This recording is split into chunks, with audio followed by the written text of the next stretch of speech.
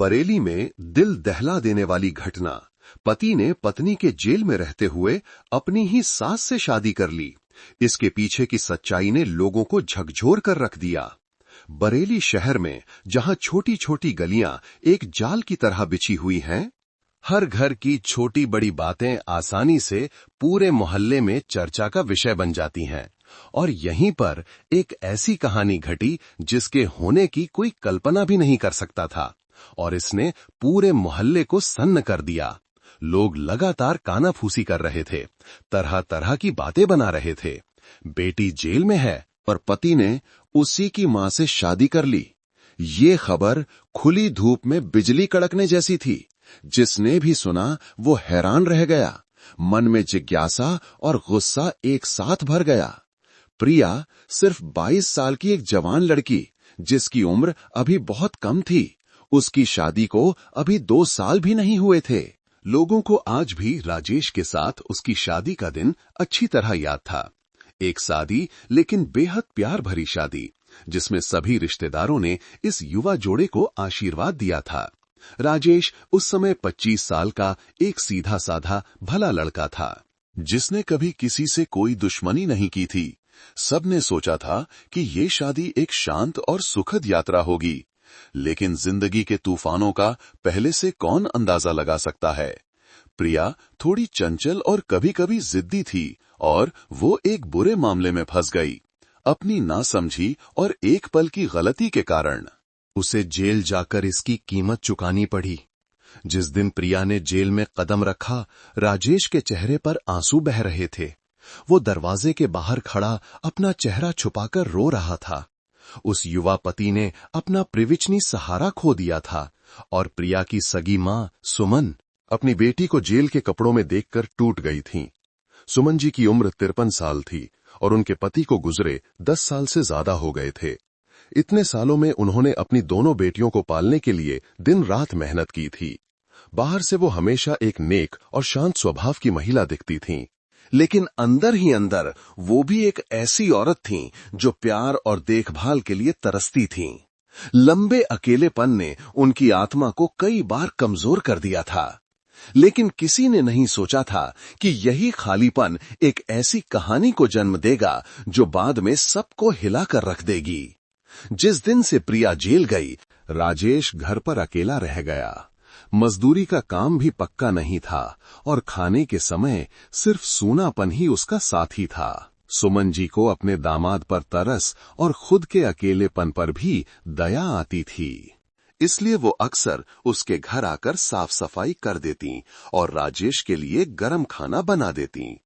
शुरुआत में दिलासा देने वाले शब्द सिर्फ परिवार के प्यार तक ही सीमित थे। फिर धीरे धीरे नजरें मिलने लगीं। अनजाने में हाथों का स्पर्श एक अजीब सा एहसास छोड़ने लगा। बाहर से देखने वालों को सास द्वारा दामाद की देखभाल में कुछ भी गलत नहीं लगता था, लेकिन देर रात में जब पूरा मोहल्ला सो जाता था, उस छोटे से घर में धीरे धीरे नैतिकता की सीमाओं को पार करने वाली भावनाएं पनपने लगी थीं। फिर एक दिन खबर फैल गई कि प्रिया के पति राजेश ने उसकी सगी मां सुमन से शादी कर ली है। पूरे बरेली शहर में चर्चाओं का बाजार गर्म हो गया। कोई गालियां दे रहा था, कोई दया दिखा रहा था, और कोई इसके पीछे की सच्चाई जानने के लिए उत्सुक था। कुछ लोगों ने कहा कि राजेश कमजोर है, कुछ ने सुमन को लालची बताया, और कुछ ने प्रिया को दोषी ठहराया कि उसने जेल जाकर ये खालीपन पैदा किया। लेकिन वजह चाहे जो भी हो, ये बात नैतिकता के इतनी खिलाफ थी कि कई लोग गुस्से में थे और निराश होकर सिर हिला रहे थे। इस जनमत के तूफान में सबसे ज्यादा दर्द प्रिया को ही झेलना पड़ा। वो अपनी जिंदगी फिर से शुरू करने के लिए वापस भी नहीं आ पाई थी कि उसे इस क्रूर सच्चाई का सामना करना पड़ा। जिस पति पर वो पूरा भरोसा करती थी और जिस मां का वो सम्मान करती थी, वे दोनों हाथ में हाथ डाले शादी के मंडप पर चढ़ गए थे। और यहीं से कहानी उन रहस्यों और सच्चाइयों के साथ खुलती है जिनकी किसी ने कल्पना भी नहीं की होगी। प्रिया सिर्फ 22 साल की थी, एक लड़की के जीवन का सबसे खूबसूरत दौर। उसकी गोरी गुलाबी त्वचा, काली चंचल आंखें और उसकी खिली हुई मुस्कान ने मोहल्ले के कई लड़कों को दीवाना बना दिया था। लेकिन प्रिया का दिल सिर्फ राजेश के लिए धड़कता था। 25 साल का एक भला, ईमानदार लड़का जो बरेली शहर में मजदूरी का काम करता था। उनका प्यार भी दूसरे लड़के लड़कियों की तरह ही सादगी से शुरू हुआ था। साथ में बाजार जाना, शाम को नदी के किनारे टहलना, छोटी छोटी लेकिन दिल को छू लेने वाली बातें। प्रिया और राजेश की शादी के दिन पूरा मोहल्ला खुश था। शादी कोई भव्य नहीं थी, घर पर ही कुछ साधारण पकवान बने थे, लेकिन खुशियां भरपूर थीं। लोगों को आज भी याद है जब प्रिया ने लाल साड़ी पहनी थी और दूल्हे के बगल में उसकी मुस्कान खिल रही थी। राजेश उस समय अपनी पत्नी को खुशी से चमकती आंखों से देख रहा था और सबको यकीन था कि उनका एक लंबा और खुशहाल परिवार होगा जो हंसी से भरा रहेगा। उस छोटे से घर में पति पत्नी के अलावा प्रिया की सगी मां सुमन भी रहती थीं। सुमन जी 53 साल की थीं। पति को गुजरे काफी समय हो गया था और उन्होंने अकेले ही अपनी 2 बेटियों को पाला था। उस महिला ने पूरी जिंदगी मेहनत और संघर्ष में बिताई थी। उनके चेहरे पर चिंता की लकीरें साफ दिखती थीं, लेकिन 50 की उम्र पार करने के बाद भी उनमें बरेली की महिलाओं का एक छिपा हुआ आकर्षण था। उनका शरीर अभी भी भरा पूरा था और आंखों में गहराई थी। जिस दिन प्रिया की शादी हुई, सुमन जी खुश भी थीं और चिंतित भी। खुश इसलिए कि बेटी को एक सहारा मिल गया था, और चिंतित इसलिए कि प्रिया स्वभाव से थोड़ी चंचल और बच्चों की तरह जिद्दी थी। वो बस अपनी बेटी को राजेश को सौंपकर उम्मीद कर रही थीं कि ये भला दामाद प्रिया को संभालेगा और उसे समझदार बनाएगा। राजेश हमेशा उन्हें सम्मान से माजी कहकर बुलाता था और हर छोटी बड़ी बात में उनकी सलाह लेता था। इसी वजह से सुमन जी का अपने दामाद पर विश्वास और स्नेह और भी बढ़ गया था। प्रिया और राजेश की शादी के शुरुआती महीने हंसी खुशी से भरे थे। सुबह राजेश मजदूरी करने जाता और शाम को कुछ थोड़े से पैसे लेकर घर लौटता, जो पसीने से भरे होते थे। प्रिया घर पर मां के साथ बाजार में दुकान लगाने में मदद करती और दोनों मां बेटी दिन भर चहकती रहती थीं। रात को खाना भले ही सादा होता था, लेकिन बेहद सुकून भरा होता था। राजेश अक्सर कहता, बस तुम और माँ जी मेरे साथ हो तो मुझे लगता है कि मैं दुनिया का सबसे खुश इंसान हूं। ये बात सुनकर प्रिया की आंखों में आंसू आ जाते और उसका विश्वास और भी पक्का हो जाता कि उसका चुनाव सही था। लेकिन उस खिली हुई मुस्कान के पीछे प्रिया अभी भी एक युवा लड़की थी, जिसके मन में कई इच्छाएं और चंचलता थी। वो गरीबी से बाहर निकलना चाहती थी और जल्दी से जल्दी एक बेहतर जीवन जीना चाहती थी। कई बार प्रिया राजेश से शिकायत करती, हम ऐसे ही जीते रहे तो कभी अमीर कैसे बनेंगे? दूसरों की तरह अपना घर, अपनी गाड़ी कब खरीदेंगे? राजेश बस एक लंबी सांस लेता, अपनी पत्नी का हाथ पकड़कर उसे समझाता, कोशिश करते रहो प्रिया, खुशी पैसे से नहीं आती। लेकिन इन सीधी साधी सलाहों में इतनी ताकत नहीं थी कि वे प्रिया के मन की बेचैनी को शांत कर सकें। सुमन जी अपनी बेटी को देखती और कई बार समझाती, प्रिया तुम अभी जवान हो, शांति से जियो। तुम्हारे पास एक भला पति है, एक खुशहाल परिवार है, यही बहुत कीमती है। दूसरों से तुलना करके वो मत खो देना जो तुम्हारे पास है। प्रिया सुनकर हां में सिर हिला देती, लेकिन उसके मन में दूसरी ही इच्छाएं थीं। वो जल्दी से अपनी जिंदगी बदलना चाहती थी, कुछ ऐसा जो ये गरीब जीवन उसे तुरंत नहीं दे सकता था। कहानी की शुरुआत इन्हीं इच्छाओं से हुई। प्रिया धीरे धीरे बाहर एक जटिल रिश्ते में पड़ गई, जिसके बारे में राजेश को कुछ भी पता नहीं था। इसी चंचलता ने उसे एक बड़ी गलती की ओर धकेल दिया और फिर आगे का रास्ता आसान नहीं रहा। और यहीं से उस छोटे से परिवार की किस्मत एक दुखद मोड़ पर आ गई।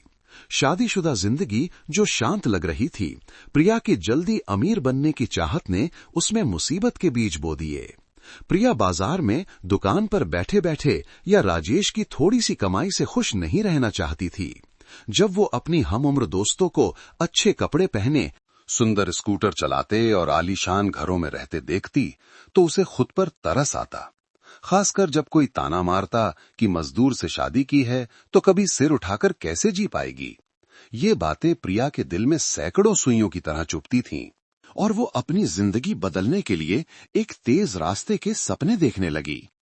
ये मौका तब आया जब प्रिया एक बार बाहर घूमने गई और कुछ नए दोस्तों के एक समूह से मिली। उस समूह में रानी नाम की एक महिला थी जो उम्र में बड़ी, चालाक और होशियार थी। रानी ने जल्दी ही प्रिया के मन की असंतुष्टि को पहचान लिया और चालाकी से उसे छोटे मोटे सौदों से जल्दी अमीर बनने का सपना दिखाया। शुरुआत में प्रिया झिझकी, लेकिन उसकी आंखों में छिपी लालसा छिप नहीं सकी। रानी ने फीकी मुस्कान के साथ कहा, गरीबी से निकलना है तो हिम्मत दिखानी होगी। बस कुछ महीने लगेंगे और तुम्हारे हाथ में इतना पैसा होगा जो तुम्हारा पति पूरी जिंदगी में भी नहीं कमा पाएगा। ये शब्द प्रिया के कानों में शहद की तरह घुल गए। वह इसमें खिंचती चली गई और रानी के साथ अवैध सामान की तस्करी में शामिल हो गई। शुरुआत में कुछ छोटी मोटी चीजें थीं, जिनसे इतना मुनाफा हो जाता था कि प्रिया एक नई ड्रेस या महंगी लिपस्टिक खरीद सके। जब राजेश पूछता कि पैसे कहां से आए, तो प्रिया टाल देती, कहती कि दोस्तों ने दिए हैं या दुकान पर ज्यादा कमाई हुई है।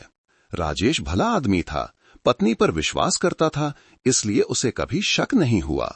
लेकिन लालच का कोई अंत नहीं होता। प्रिया और भी गहरे धंसती गई और सौदे बड़े होते गए। वो एक मुख्य सड़क पर घर और एक चमचमाते स्कूटर का सपना देखने लगी।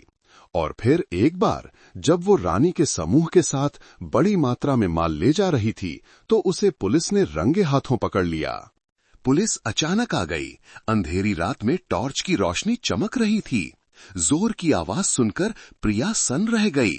उसका पूरा शरीर कांपने लगा। वो जानती थी कि उस पल में उसके सभी आलीशान सपने चकनाचूर हो गए थे। प्रिया के पकड़े जाने की खबर जल्दी ही घर तक पहुंच गई। सुमन जी ने खबर सुनी तो बेहोश हो गईं। उनकी आंखों से आंसू बहने लगे। राजेश घबराकर अपना काम बीच में ही छोड़कर थाने भागा। अपनी पत्नी को हथकड़ी में देखकर उसका दिल टूट गया। उसे विश्वास नहीं हो रहा था कि जो कोमल लड़की हर रात उसके साथ होती थी, आज वो सिर्फ एक झूठे सपने के लिए कानून के शिकंजे में है। राजेश ने सलाखों के पीछे से प्रिया का हाथ कसकर पकड़ लिया और रुंधे गले से कहा, तुमने इतनी बड़ी बेवकूफी क्यों की? मैं गरीब हूं, लेकिन मैं तुमसे सच्चा प्यार करता था। प्रिया ने अपना चेहरा अपने पति के कठोर हाथों में छिपा लिया और उसकी आंखों से आंसू बहने लगे। वो जानती थी कि उसने एक बहुत बड़ी गलती की है और इसकी कीमत छोटी नहीं होगी। अदालत में सुनवाई जल्दी हुई और अपराध के लिए प्रिया को 3 साल की जेल की सजा सुनाई गई। जब अदालत ने फैसला सुनाया तो सुमन जी वहीं गिर पड़ी। अपनी पूरी जिंदगी की मेहनत में उन्होंने कभी नहीं सोचा था कि उनकी बेटी इस तरह भटक जाएगी। राजेश तो सुन्न खड़ा था, उसका चेहरा भावहीन था। उसने कभी भविष्य को इतना अंधकारमय नहीं देखा था। जिस दिन प्रिया ने जेल में कदम रखा, आसमान भी उदासी में डूबा हुआ था। सुमन जी के आंसू सूख चुके थे और राजेश जेल के गेट के पास अपना चेहरा छिपाकर गिर पड़ा। पड़ोसियों ने कानाफूसी की। वो प्रिया लड़की लालची थी, अब उसे कीमत चुकानी पड़ रही है। इन बातों ने सुमन जी को और भी दर्द दिया। उस दिन से बरेली के उस छोटे से घर में सिर्फ राजेश और सुमन जी रह गए। एक अकेला युवा पति और एक टूटे दिल वाली बूढ़ी माँ। वे दोनों एक ही सूनेपन को साझा कर रहे थे और एक ही तरह की आलोचनाओं का बोझ उठा रहे थे। और इसी साझेदारी से एक अनैतिक कहानी की शुरुआत हुई, जिसने उन दिनों को जन्म दिया जो जनता को झकझोर कर रख देने वाले थे। प्रिया के जेल जाने के शुरुआती दिन पूरे परिवार के लिए सबसे भारी थे। जो घर कभी युवा जोड़े की हंसी से गूंजता था, अब वहां दम घोंटने वाली खामोशी थी। राजेश काम से घर लौटता, खाली कमरे को देखता और अपनी पत्नी की याद में उसकी आंखें भर आतीं। उसे आदत थी कि प्रिया खाने पर उसका इंतजार करती थी। देर से आने पर थोड़ी डांट भी लगाती थी। अब खाना अकेले ही खाना पड़ता था, खामोश और बेस्वाद। सुमन जी की हालत अलग थी। बेटी के जेल जाने के बाद वो जैसे कई साल बूढ़ी हो गई थीं। हर रात वो करवटें बदलती रहतीं। खुद को कोसतीं कि उन्होंने अपनी बेटी को ठीक से नहीं सिखाया। लेकिन इस दर्द में उन्हें अपने दामाद पर और भी तरस आता था। राजेश अभी जवान था और अचानक पत्नी 3 साल के लिए दूर चली गई। उसे अकेले ही सब कुछ संभालना पड़ रहा था। राजेश को दिन भर मेहनत करते और रात में अकेले ठंडा खाना खाते देखकर सुमन जी का दिल दुखता था। फिर उन्होंने और भी ज्यादा आना जाना शुरू कर दिया। कभी वो राजेश के लिए सूप बना देती तो कभी उसके कुछ कपड़े धो देती। राजेश को शुरुआत में संकोच हुआ, लेकिन धीरे धीरे उसे आदत हो गई। एक बार गरम सूप का कटोरा मेज पर रखते हुए उन्होंने धीरे से कहा, बेटा खा लो ताकि कल काम करने की ताकत रहे। प्रिया ने बेवकूफी की, लेकिन तुम अपना ख्याल रखना। अगर उसे पता चलेगा कि तुम इस तरह दुखी हो तो उसे शांति नहीं मिलेगी। राजेश ने सुनकर बस सिर हिला दिया। उसकी आंखें लाल थीं। उसने उन्हें पूरी सच्चाई से माँ जी कहकर बुलाया, जिससे सुमन जी के दिल में एक पल के लिए एक अजीब सी धड़कन हुई। ये दया थी, लेकिन उसमें कुछ और भी मिला हुआ था, कुछ ऐसा अस्पष्ट जिसे वो नाम देने की हिम्मत नहीं कर सकीं। शाम को जब काम खत्म हो जाता, राजेश अक्सर बरामदे में बैठकर आसमान को देखता। सुमन जी भी कुर्सी लेकर उसके पास बैठ जाती। दोनों इधर उधर की बातें करते, बाजार की, मोहल्ले की, और फिर बात प्रिया पर आ जाती।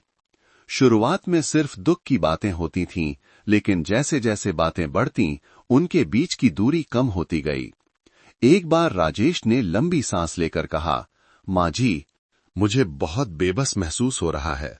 काश उस दिन मैं प्रिया को रोक पाता तो ये नौबत ही नहीं आती। सुमन जी ने राजेश के कंधे पर हाथ रखा। उनकी आवाज कोमल थी। बेटा, तुम अभी जवान हो, ये तुम्हारी गलती नहीं है। प्रिया अभी नादान है। जेल से बाहर आकर शायद सब कुछ बदल जाएगा। अभी तुम बस अपनी सेहत का ध्यान रखो। मैं हमेशा तुम्हारे साथ हूं। जिस पल उनका हाथ राजेश को छुआ, वो रुक गया। बहुत समय हो गया था। पत्नी के जाने के बाद से उसे ऐसा कोई गर्म स्पर्श नहीं मिला था। 25 साल के उस युवा लड़के का कमजोर दिल कांप उठा। उसने सिर झुका लिया, लेकिन सुमन जी की आंखों में एक अजीब सी चमक थी। पूरा मोहल्ला ध्यान देने लगा। लोगों ने देखा कि सुमन जी अक्सर अपने दामाद के घर आती जाती हैं। कभी कभी रात के खाने पर रुक जाती हैं और कभी कभी देर रात तक सफाई करती हैं। गली के हर कोने में कानाफूसी होने लगी। सास दामाद की देखभाल करे तो ये सामान्य है, लेकिन कुछ तो अजीब है। हाँ, मैंने देखा है कि दोनों कुछ ज्यादा ही करीब हैं। ये अफवाहें शुरुआत में हवा में थीं, लेकिन धीरे धीरे सुमन जी और राजेश भी अपने रिश्ते में कुछ अजीब महसूस करने लगे। शाम को बातें करते समय उनकी नजरें अनजाने में मिलती और फिर दोनों घबरा कर मुंह फेर लेते। कुछ रातें जब सुमन जी देर से घर जाती, राजेश उन्हें गेट तक छोड़ने आता और अंधेरी गली में उनके ओझल होने तक वहीं खड़ा रहता। राजेश के मन में एक ऐसी भावना उठती जिसे वो नाम नहीं दे सकता था। वो प्रिया से प्यार करता था, लेकिन सूनापन और सुमन जी की देखभाल ने उसे कई बार दिशाहीन कर दिया था। और सुमन जी 10 साल से ज्यादा अकेले रहने के बाद अब एक युवा लड़के द्वारा देखभाल पाती, जो उन्हें प्यार से माँ जी कहता था। उस 53 साल की महिला का दिल पिघलने लगा था और इस तरह एक साझा दुख और भावनात्मक कमी से एक अदृश्य धागा उन्हें धीरे धीरे करीब लाने लगा। वे जानते थे कि ये गलत है, ये नैतिकता के खिलाफ है, लेकिन इंसान का दिल कभी कभी तर्क नहीं सुनता। एक नाजायज रिश्ते के बीच अंकुरित होने लगे थे, जो किसी दिन एक भयंकर आग की तरह भड़कने का इंतजार कर रहे थे। प्रिया के बिना दिन बीतते जा रहे थे। उस छोटे से घर में जो बरेली शहर में था, सुमन जी की मौजूदगी पहले से कहीं ज्यादा बढ़ गई थी। अगर पहले वो कभी कभार सफाई करने या अपनी बेटी के लिए खाना बनाने आती थीं, तो अब वो लगभग हर दिन वहां होती थीं। बाहर से देखने वाले कहते कि वो अपने दामाद से बहुत प्यार करती हैं, सगे बेटे की तरह देखभाल करती हैं, लेकिन केवल करीब रहने वाले ही उस देखभाल में छिपी असामान्य बातों को देख सकते थे। राजेश स्वभाव से सीधा था, लेकिन एक युवा पुरुष का दिल जब उसे सहारा और दुलार मिलता है तो आसानी से पिघल जाता है। प्रिया ने जो खालीपन छोड़ा था वो बहुत बड़ा था, जबकि सुमन जी हमेशा उसके पास रहकर धीरे धीरे उसकी देखभाल करती थीं।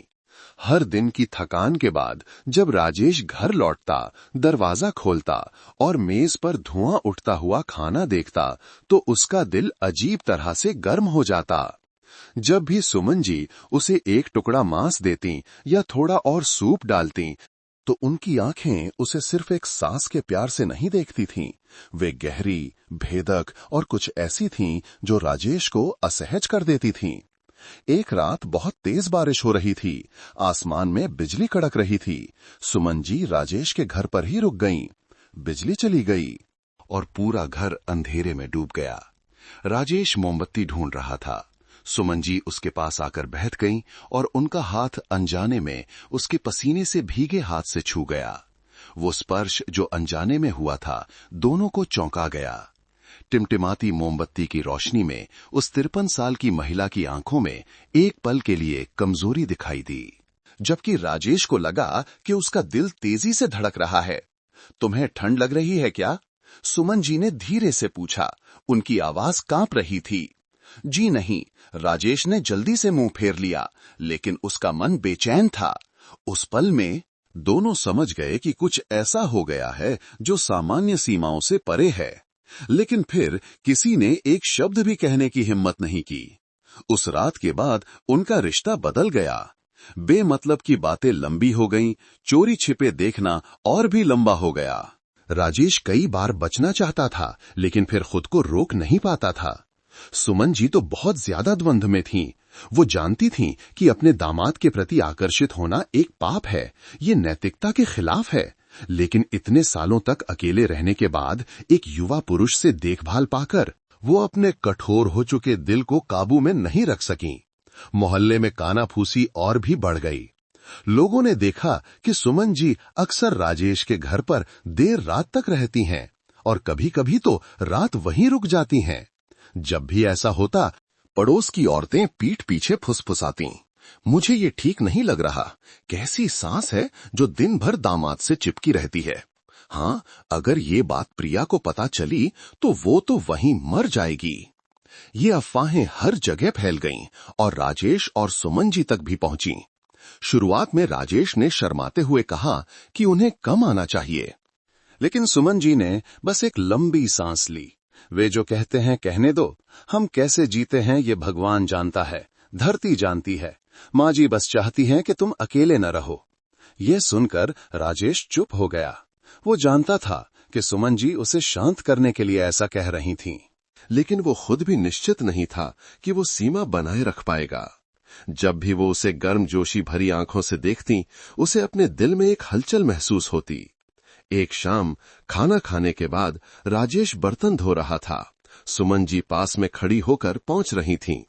उनके हाथ अनजाने में एक दूसरे को छू गए। वो थोड़ी शर्मा गईं और राजेश को अचानक लगा कि उसकी सांसें तेज हो गई हैं। माहौल अचानक भारी हो गया। सिर्फ पानी के बहने की आवाज आ रही थी। उस पल में अगर कोई खुद को नहीं रोकता तो शायद सब कुछ बहुत आगे बढ़ जाता। हालांकि दोनों ही इसे नकारने की कोशिश कर रहे थे, लेकिन ये साफ था कि सास दामाद का रिश्ता एक खतरनाक मोड़ ले रहा था।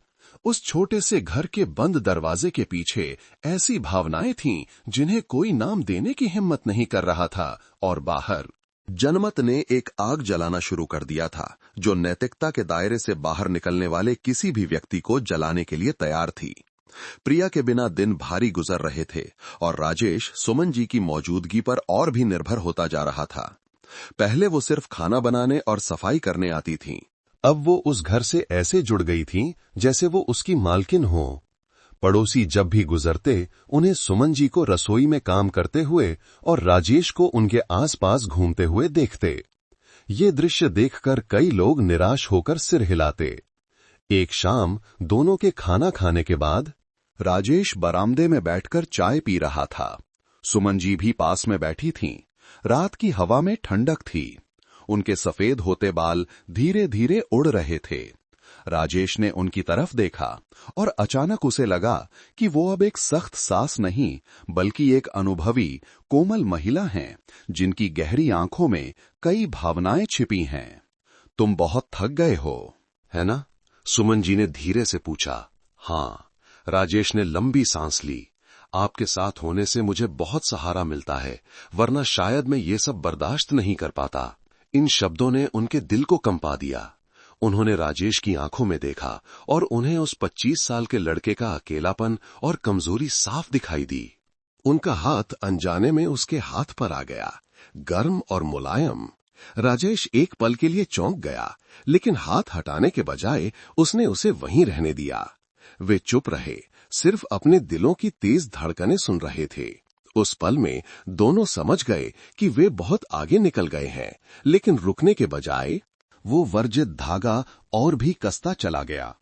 उस हाथ पकड़ने से और उन पलों से जब वो राजेश के माथे से पसीने की बूंदें पूछती थीं, उनके बीच की भावनाएं तर्क पर हावी होने लगीं। एक और बार जब राजेश काम से देर से लौटा, बारिश में भीगा हुआ, सुमन जी ने जल्दी से तौलिया लेकर उसे पोंछा। दोनों के चेहरे पास थे, सांसें एक दूसरे को छू रही थीं और एक पल में वो नाजुक दूरी एक आवेगपूर्ण क्षण में गायब हो गई। वे नैतिकता को भूल गए, उन्हें बस करीब आने और साझा करने की इच्छा याद रही। और फिर जो होना था वो हो गया, सीमाएं मिट गईं। उस दिन से राजेश और सुमन जी चुपचाप एक ऐसे रिश्ते में रहने लगे जो मीठा भी था और पापपूर्ण भी। दिन में वे पड़ोसियों के सामने दूरी बनाए रखने की कोशिश करते, लेकिन रात में बंद दरवाजे के पीछे वो नाजायज रिश्ता भयंकर रूप से जल उठता। राजेश को सुमन जी में वो गर्मजोशी मिलती जिसकी वो लालसा करता था, और उन्हें उसमें एक ऐसा सहारा मिला जो उन्हें अपनी पूरी विधवा जिंदगी में कभी नहीं मिला था। लेकिन दुनिया की नजरों से कोई पर्दा हमेशा के लिए सच नहीं छिपा सकता। मोहल्ले में अफवाहें आग की तरह फैल गईं। लोग पीठ पीछे फुसफुसाते, मैंने सब कुछ साफ साफ देखा है, अब शक की कोई गुंजाइश नहीं है, प्रिया अभी भी जेल में है और उसकी माँ और उसका पति। हे भगवान, इससे ज्यादा शर्म की बात और क्या हो सकती है। ये बातें हर गली में फैल गईं, यहाँ तक कि बाजार तक पहुंच गईं। कई लोग राजेश को घृणा की नजर से देखते, कोई दया दिखाता, कोई गुस्सा होता, और कुछ लोग तो सीधे मुंह पर ताना मारते, वाकई दुनिया गोल है, कुछ भी हो सकता है। दामाद सास का नया पति बन गया, सुनकर ही रोंगटे खड़े हो जाते हैं। ये शब्द राजेश के दिल में चाकू की तरह चुभते, लेकिन वो इतना मजबूत नहीं था कि इसे छोड़ सके। वो अपराध बोध और इच्छा के बीच फंसा हुआ था, और सुमन जी ये जानते हुए भी कि वो गलत है और भी गहरे धंसती जा रही थीं।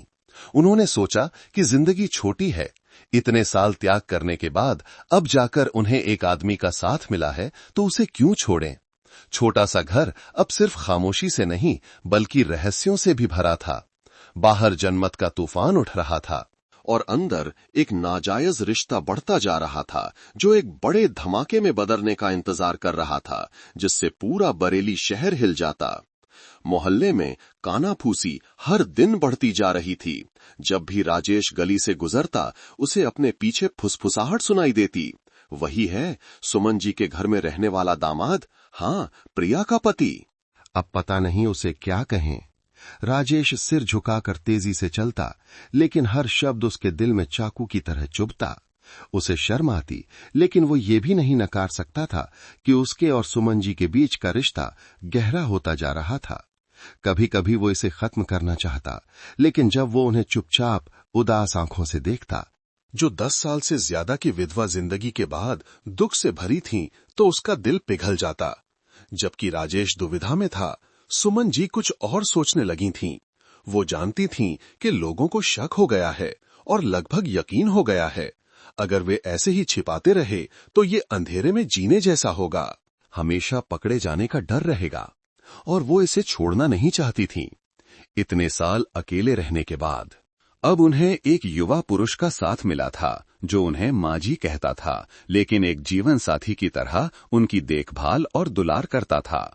सुमन जी ने इस रिश्ते को आधिकारिक बनाने के बारे में सोचना शुरू कर दिया। एक शाम जब दोनों खाना खा रहे थे, उन्होंने शीतातनी की कहा, राजेश, क्या तुमने कभी सोचा है कि अगर हम आधिकारिक तौर पर एक साथ एक घर में रहें? राजेश रुक गया। उसके हाथ में खाने का निवाला रुक गया। उसने उन्हें उलझन में देखा। माँ जी, आप ये क्या कह रही हैं? ये कैसे हो सकता है? दुनिया हमें जीने नहीं देगी। और प्रिया? सुमन जी ने कटोरा नीचे रखा। उनकी आंखों में एक अजीब सी दृढ़ता थी। प्रिया जेल गई है।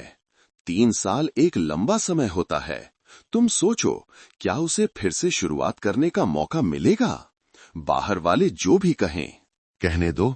महत्वपूर्ण ये है कि हम अपने लिए जिएं। मैं अपनी बाकी की जिंदगी अकेले नहीं बिताना चाहती। इन शब्दों ने राजेश को चौंका दिया।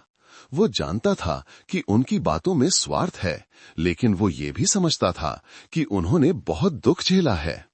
उस पल में उसने हर तरफ से दबाव महसूस किया। एक तरफ नैतिकता थी और दूसरी तरफ कमजोरी और साझा करने की इच्छा। अगले कुछ दिनों में सुमन जी ने कार्रवाई शुरू कर दी। उन्होंने कुछ करीबी लोगों से इशारों में कहा कि वो अपनी बाकी की जिंदगी के लिए खुशी ढूंढना चाहती हैं। ये खबर तेजी से फैली और पूरे मोहल्ले में चर्चा होने लगी। कुछ लोग गुस्से में थे। बुढ़ापे में सठिया गई है, सास दामाद से शादी करेगी, ऐसा कभी नहीं हुआ, पूरे परिवार की इज्जत मिट्टी में मिल जाएगी। लेकिन कुछ लोग हंस रहे थे। कहते थे, तभी तो वो दिन भर राजेश से चिपकी रहती थी। पता चला कि वो सच में शादी करना चाहती है।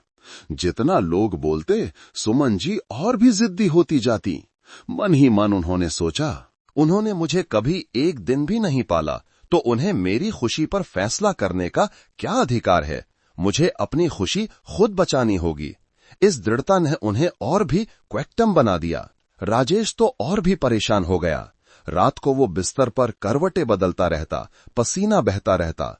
उसे प्रिया की याद आती, वो युवा पत्नी जिसके साथ उसने कभी जीने मरने की कस्में खाई थी। लेकिन सुमन जी की छवि उनकी कोमल देखभाल के साथ हर दिन उसके दिमाग में घूमती रहती।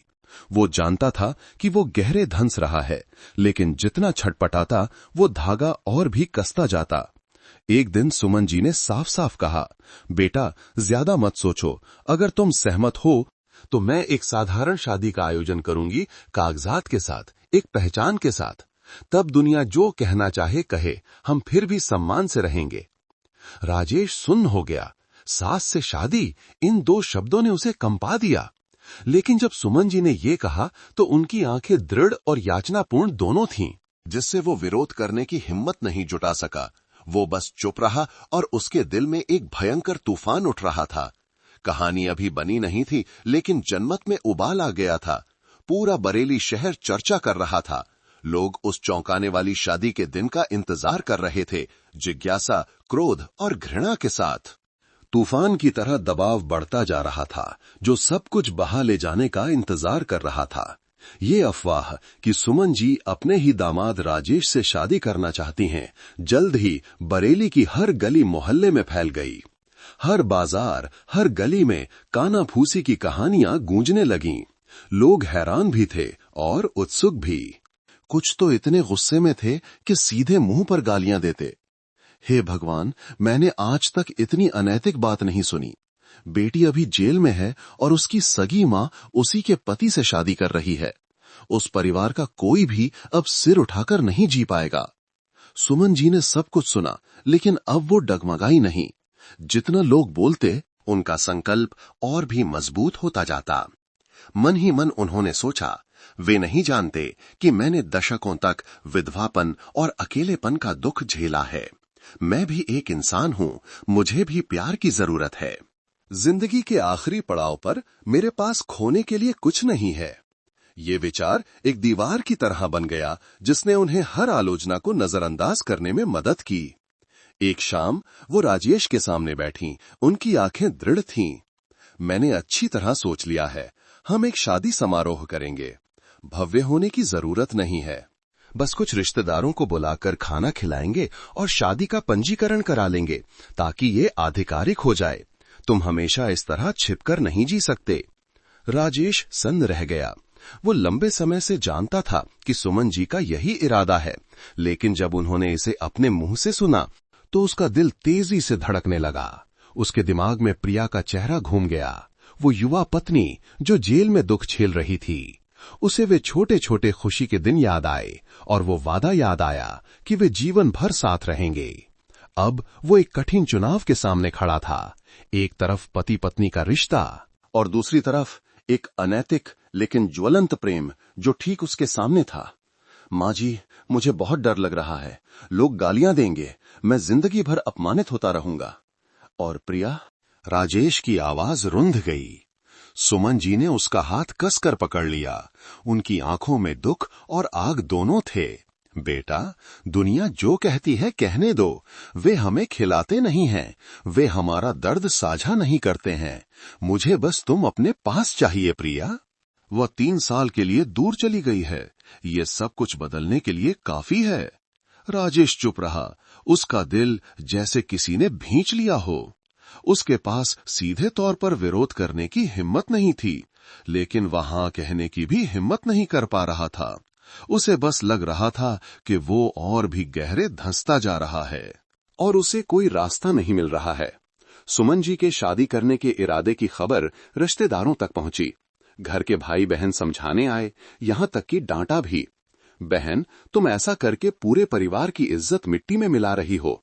वो तुम्हारा दामाद है, तुम्हारी बेटी का पति है। तुम ऐसा काम कैसे कर सकती हो जिसे भगवान भी माफ नहीं करेगा? लेकिन सुमन जी चुपचाप बैठी रहीं। उनकी आंखों में आंसू थे, लेकिन आवाज में दृढ़ता थी। मैंने फैसला कर लिया है, जो सहमत नहीं है उसे भी सहना होगा। ये मेरी जिंदगी है। इस बात ने पूरे परिवार को चुप करा दिया। उन्होंने उन्हें कभी इतना मजबूत और जिद्दी नहीं देखा था। शायद इतने सालों के अकेलेपन के बाद प्यार पाने की इच्छा ने उन्हें एक अलग इंसान बना दिया था, जो अपनी खुशी को बनाए रखने के लिए किसी के भी खिलाफ जाने को तैयार थी। इस बीच राजेश और भी टूट गया। वो काम पर जाता, लेकिन उसका दिमाग उलझा रहता। रात को वो बिस्तर पर करवटें बदलता रहता, सो नहीं पाता। दोस्त उसे देखकर कहते, वो सच में बेवकूफ है, उस दुष्चक्र में फंस गया है, अब बाहर नहीं निकल पाएगा। जिस दिन सुमन जी ने छोटी सी शादी की तैयारी शुरू की, पूरा मोहल्ला फिर से हिल गया। कोई गालियां दे रहा था, कोई हंस रहा था और कुछ लोग देखने के लिए जमा हो गए। किसी को विश्वास नहीं हो रहा था कि ये चौंकाने वाली बात सच होने वाली है। और राजेश के दिल में अपराध बोध चरम पर पहुंच गया। वो जानता था कि अगर ये शादी हुई तो उसकी जिंदगी हमेशा के लिए अपमान के दाग से जुड़ जाएगी। लेकिन उसी समय सुमन जी की याचना भरी आंखों ने उसे हाथ छोड़ने नहीं दिया। एक और कदम और आग भयंकर रूप से भड़क जाएगी। जैसे जैसे उस नाजायज शादी का दिन करीब आता गया, घर और पूरे बरेली के मोहल्ले का माहौल और भी दम घोंटने वाला होता गया, जो एक बड़े तूफान में बदलने का इंतजार कर रहा था। सुमन जी और राजेश की शादी का दिन आया तो पूरा बरेली शहर जैसे हिल गया। खुशी और बधाई के लिए नहीं, बल्कि जनता के गुस्से, जिज्ञासा और घृणा के कारण। सुबह से ही लोग उनके घर के गेट के सामने जमा हो गए। वे खुशी में शामिल होने नहीं आए थे, बल्कि अपनी आंखों से उस अनैतिक शादी को देखने आए थे, जो पहले कभी नहीं हुई थी। सुमन जी फिर भी दृढ़ थीं। उन्होंने हल्के बैंगनी रंग की साड़ी पहनी थी। उनके सफेद होते बालों को करीने से जूड़े में बांधा गया था। चेहरे पर हल्का मेकअप था, लेकिन वो झुर्रियों को छिपाने की कोशिश कर रही थीं। उनकी आंखों में एक ऐसा संकल्प था जिसे कोई भी ताना नहीं डिगा सकता था। उन्होंने सोचा, जिंदगी कितनी लंबी है, अगर हम अपने लिए नहीं जिएंगे तो किसके लिए जिएंगे। राजेश इसके विपरीत था, एक दोस्त से उधार लिए गए सूट में। वो कमरे में चुपचाप बैठा था, पसीने से तरबतर। उसका दिल धड़क रहा था, आधा मन भाग जाने का कर रहा था और आधा सुमन जी की बाध्यकारी नजरों से बंधा हुआ था। उसे प्रिया की याद आई, उन छोटे छोटे खुशी के दिनों की याद आई और उस वादे की याद आई कि वो चाहे कितनी भी मुश्किलें क्यों ना आए, उसका इंतजार करेगा। लेकिन जब उसने सुमन जी को देखा, उस महिला को जिसने उसके सबसे अकेले दिनों में उसकी देखभाल की थी, तो वो छोड़ने की हिम्मत नहीं जुटा सका। गली के बाहर लाउडस्पीकर पर गलती से एक पुरानी शादी का गीत बजने लगा, जिससे माहौल और भी कड़वा हो गया। बाहर के लोग हंस रहे थे और ताने मार रहे थे। शादी है या मातम? ऐसा कौन करता है? पूरे मोहल्ले की बेइज्जती हो रही है, देखो तो सही। अंदर कुछ साधारण खाने की थालियां रखी थीं, बस कुछ साहसी रिश्तेदार ही आए थे, बाकी सबने बहाना बनाकर मना कर दिया था। परिवार के भाई बहन भी दरवाजे के बाहर खड़े होकर सिर हिला रहे थे, अंदर आने की हिम्मत नहीं कर रहे थे। जब शादी की रस्म शुरू हुई, सुमन जी ने राजेश का हाथ पकड़कर उसे परिवार के पूजा स्थल के सामने खींच लिया। उनकी आवाज कांप रही थी, लेकिन दृढ़ थी। आज से हम आधिकारिक तौर पर पति पत्नी हैं। राजेश ने सिर झुका लिया। उसका दिल दर्द से कराह रहा था। उसने गली के बाहर भीड़ की कानाफूसी और हंसी सुनी। अपमान की भावना उसके सिर तक चढ़ गई। जब वो पूजा स्थल के सामने झुका तो उसकी आंखों से अनजाने में आंसू बह निकले। उसे नहीं पता था कि वो पूर्वजों को प्रणाम कर रहा है या इस पापपूर्ण जीवन के लिए रो रहा है। एक बूढ़ी पड़ोसन ने लाठी टेक कर अंदर चिल्लाया, बेशरम कहीं के, न मां रही न दामाद दामाद रहा, सच में भगवान भी माफ नहीं करेगा। पूरी भीड़ ने जोर से तालियां बजाईं। तीखी हंसी ने राजेश को जमीन में गड़ जाने पर मजबूर कर दिया। सुमन जी का चेहरा लाल हो गया, लेकिन उन्होंने फिर भी सिर ऊंचा रखा। उन्हें विश्वास था कि एक बार पहचान मिल जाने पर उन्हें अपनी खुशी मिल जाएगी, चाहे दुनिया कुछ भी कहे। शादी की पार्टी एक भारी माहौल में खत्म हुई। राजेश चुपचाप बैठा रहा। एक निवाला भी नहीं खा सका। हर चुभती नजर, हर कड़वा शब्द उसकी त्वचा पर चाकू की तरह लग रहा था। सुमन जी इसके विपरीत शांत रहने की कोशिश करती रहीं, राजेश का हाथ कसकर पकड़े हुए, जैसे उसे आश्वस्त करना चाहती हों। यहां तक आ गए हैं, अब वापस जाने का कोई रास्ता नहीं है। सुहाग रात में छोटा सा घर खामोशी में डूबा हुआ था। राजेश सुमन जी के बगल में लेटा था। उसका मन खाली था। वो जानता था कि उसने आखिरी सीमा पार कर ली है। उसने अपनी पूरी जिंदगी की इज्जत खुद ही दफन कर दी है।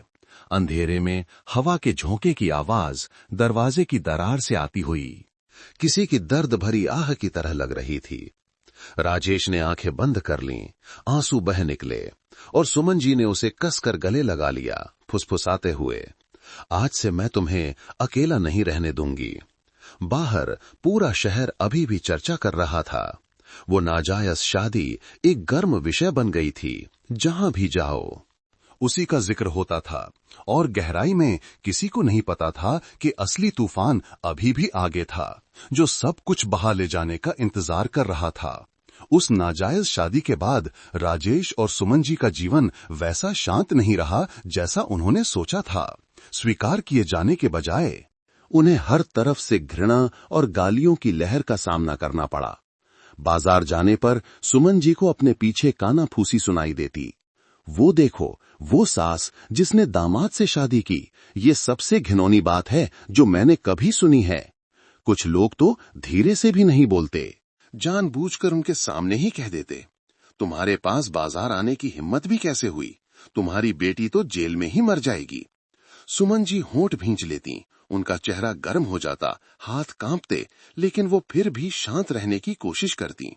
उन्होंने सोचा कि समय के साथ लोग भूल जाएंगे, बातें करना बंद कर देंगे, लेकिन जनमत कभी माफ नहीं करता।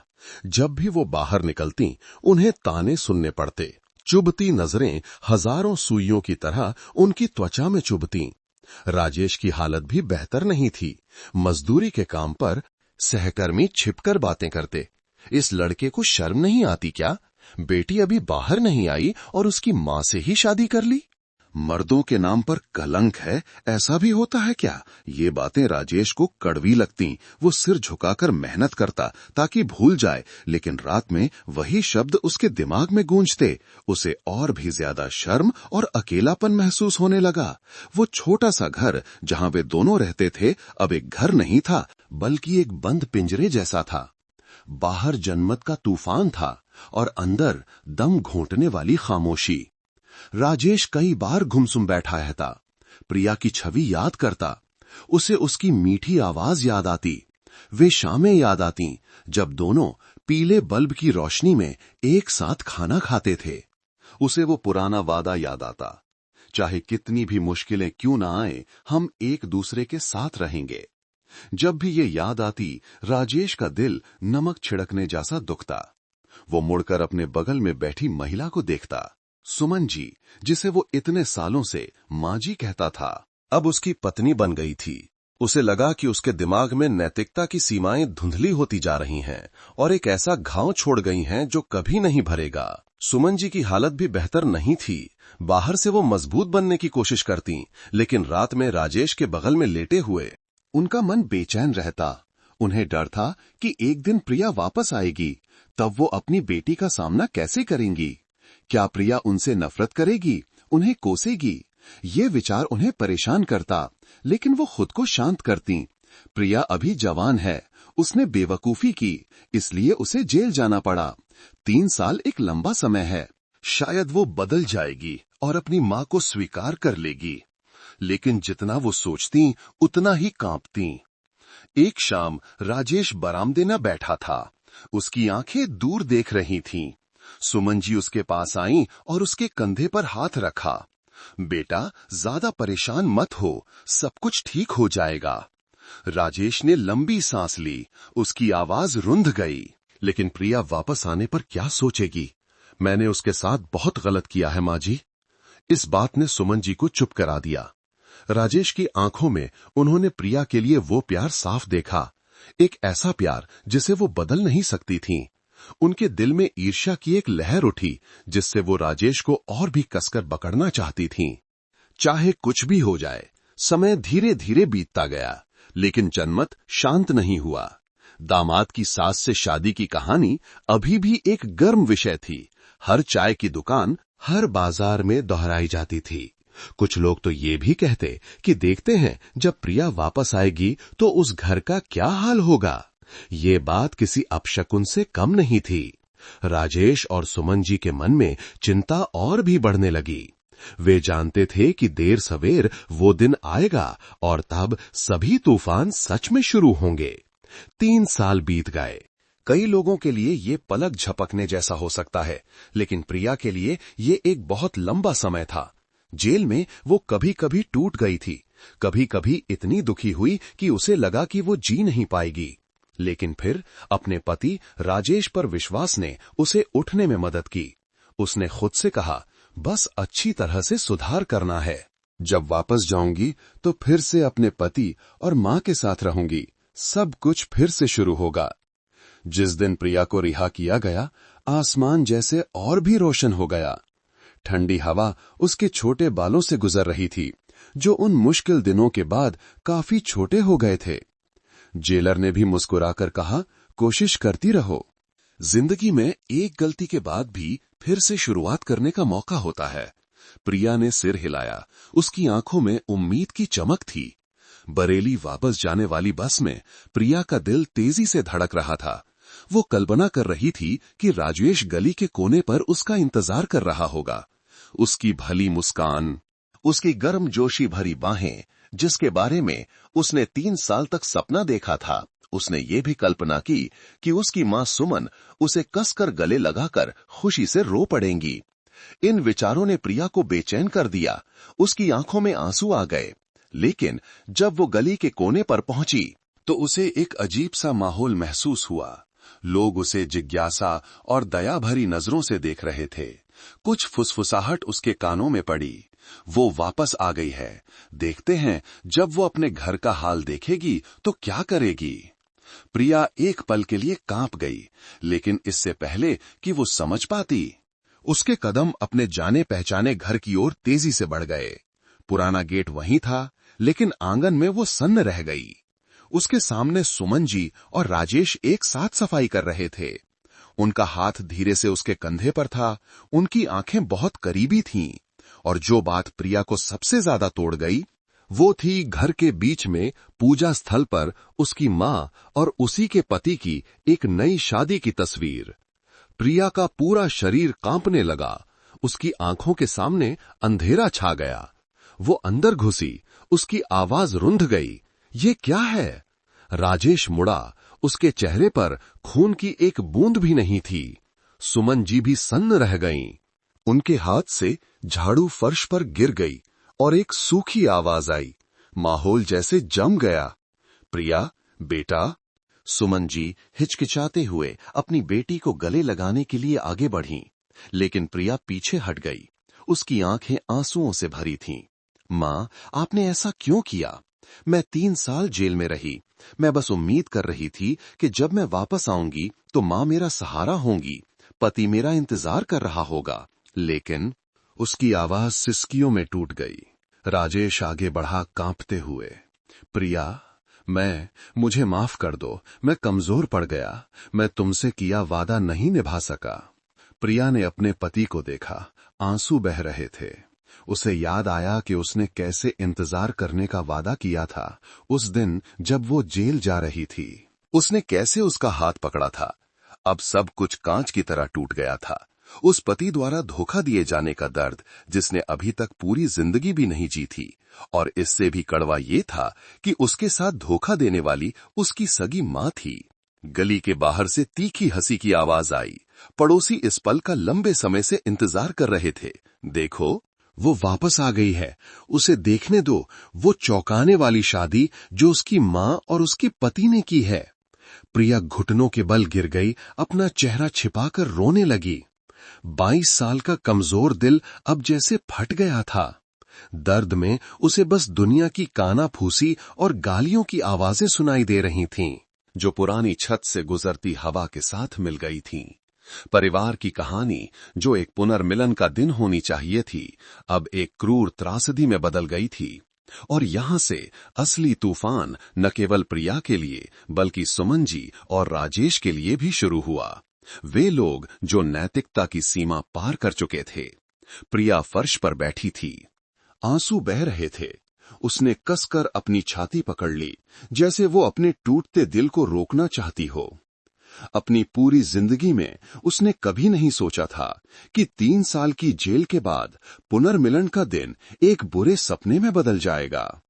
पति के वादे, मां की बाहों की उम्मीद, सब कुछ एक पल में धुएं में मिल गया। ऐसा क्यों हुआ? प्रिया ने रोंधे गले से कहा। उसकी लाल आंखें सीधे राजेश को देख रही थीं। तुमने मेरा इंतजार करने का वादा किया था। तुमने इतने लोगों के सामने कसम खाई थी, तो अब धोखा क्यों दिया? राजेश कांप रहा था। उसकी नजरें बच रही थीं। वो अपनी पत्नी को देखने की हिम्मत नहीं कर रहा था।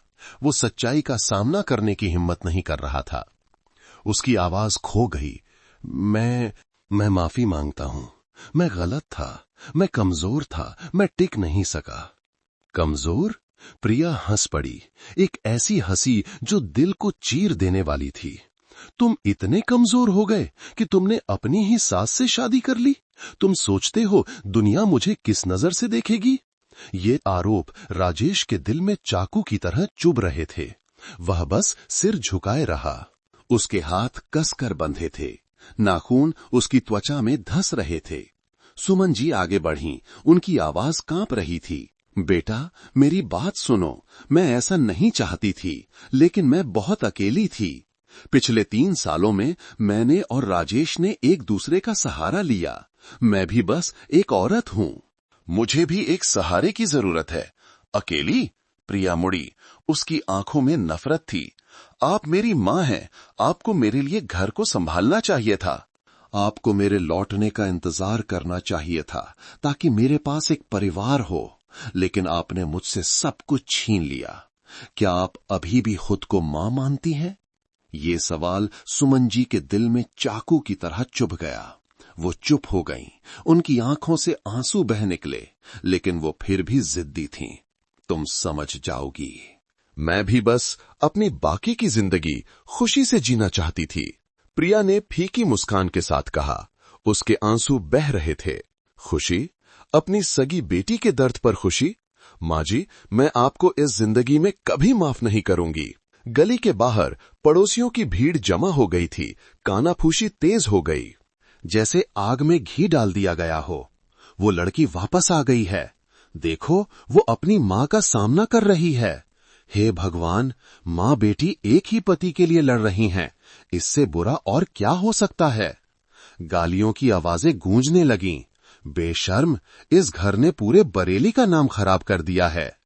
चीख पुकार की आवाजें अंदर तक आ रही थीं, जिससे प्रिया को और भी शर्मिंदगी महसूस हो रही थी। वो उठी, सीधे अपनी माँ और पति को देखा। उसकी आवाज कांप रही थी, लेकिन दृढ़ थी। तुम लोगों ने मुझे धोखा दिया, लेकिन ये मत सोचो कि जनता तुम्हें शांति से जीने देगी। इस पाप की कीमत तुम दोनों को चुकानी होगी। फिर वो बाहर भाग गई, आंसू बह रहे थे। राजेश की हताश पुकार उसके पीछे गूंजती रही। सुमन जी घुटनों के बल गिर गईं, अपना चेहरा छिपाकर फूट फूट कर रोने लगीं। राजेश सुन खड़ा रहा, उस बंद होते दरवाजे को देखता रहा। उसका दिल दर्द से धड़कना बंद हो गया। बाहर भीड़ कानाफूसी करती रही। कोई प्रिया के लिए दुखी था, कोई उंगलियां उठा रहा था, लेकिन सभी में उस अनैतिक रिश्ते के प्रति गुस्सा और घृणा की भावना थी। वो छोटा सा घर जो कभी शांत था, अब उपहास का केंद्र बन गया था, जहां हर चुभती नजर त्वचा पर कोड़े की तरह लगती थी। उस दम घोंटने वाले घर में सुमन जी और राजेश चुपचाप बैठे थे। दोनों समझ गए थे, जिस पल प्रिया वापस आई, असली तूफान अभी शुरू हुआ था और आगे और भी अनकही त्रासदियां उनका इंतजार कर रही थीं। आंसुओं से भरी उस मुलाकात के बाद प्रिया और बर्दाश्त नहीं कर सकी। वो उस घर से बाहर भागी, अंधेरी रात में दौड़ती रही। उसके नंगे पैर छोटी छोटी पत्थरों पर कट रहे थे और खून बह रहा था, लेकिन उसे पता ही नहीं चला। नमकीन आंसू उसके गालों पर बहते रहे। वो तब तक दौड़ती रही जब तक वो अपनी छोटी बहन गीता के घर के पुराने लकड़ी के दरवाजे के सामने नहीं रुकी, जहां वो अपने पति के साथ रहती थी। घबराहट में दरवाजा खटखटाने की आवाज सुनकर गीता ने जल्दी से दरवाजा खोला। उसके सामने उसकी बड़ी बहन थी, बिखरे बाल, लाल आंखें। दीदी, दीदी प्रिया। गीता हैरान रह गई। प्रिया ने अपनी बहन को कसकर गले लगा लिया, फूट फूट कर रोने लगी। गीता, मेरे पास अब कुछ नहीं बचा है। राजेश। गीता ने अपनी बहन के कंधे कसकर पकड़ लिए। उसका दिल दुख रहा था। असल में उसने ये अफवाह बहुत पहले सुनी थी, लेकिन वो मन ही मन प्रार्थना कर रही थी कि ये सिर्फ एक गप हो। अब अपनी बहन को दर्द में देखकर उसे कोई शक नहीं रहा। गीता ने रुंधे गले से कहा, मुझे पता है, मुझे माफ करना। मैंने तुम्हें पहले नहीं बताया। मैं नहीं चाहती थी कि तुम लौटने से पहले ही टूट जाओ। प्रिया कुर्सी पर गिर पड़ी। उसके हाथ कांप रहे थे। उसने हर बात बताई, शादी की तस्वीर, मां और पति की करीबी नजरें, राजेश की कमजोर माफी। हर शब्द गीता के दिल में नमक छिड़क रहा था। उसने अपने होंठ कसकर भींच लिए। उसकी आंखों में गुस्सा भर गया। मां ने बहुत बड़ी गलती की है, राजेश ने भी। उन्हें अपने किए की कीमत चुकानी होगी। इस बीच सुमन जी के घर पर तूफान और भी भयंकर हो गया। पूरा परिवार आ गया।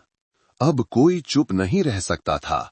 एक बड़े चचेरे भाई ने जोर से चिल्लाया, सुमन, तुम्हें शर्म आती है? बेटी के लौटने से पहले ही तुमने उसका पति छीन लिया। तुमने पूरे परिवार की इज्जत मिट्टी में मिला दी है। एक और ने सीधे गाली दी, सच में यह एक भयानक बात है। बाहर वाले हंसे तो ठीक है, अब पूरा परिवार भी सिर नहीं उठा सकता।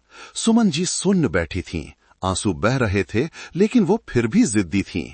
मैं राजेश से सच्चा प्यार करती हूं। मुझे किसी की स्वीकृति की जरूरत नहीं है। मैं सिर्फ अपने लिए जी रही हूं। इन शब्दों ने आग में घी का काम किया। पूरा कमरा शोरगुल से भर गया। डांट फटकार, लंबी सांसें सब एक साथ मिल गईं। राजेश एक कोने में बैठा था।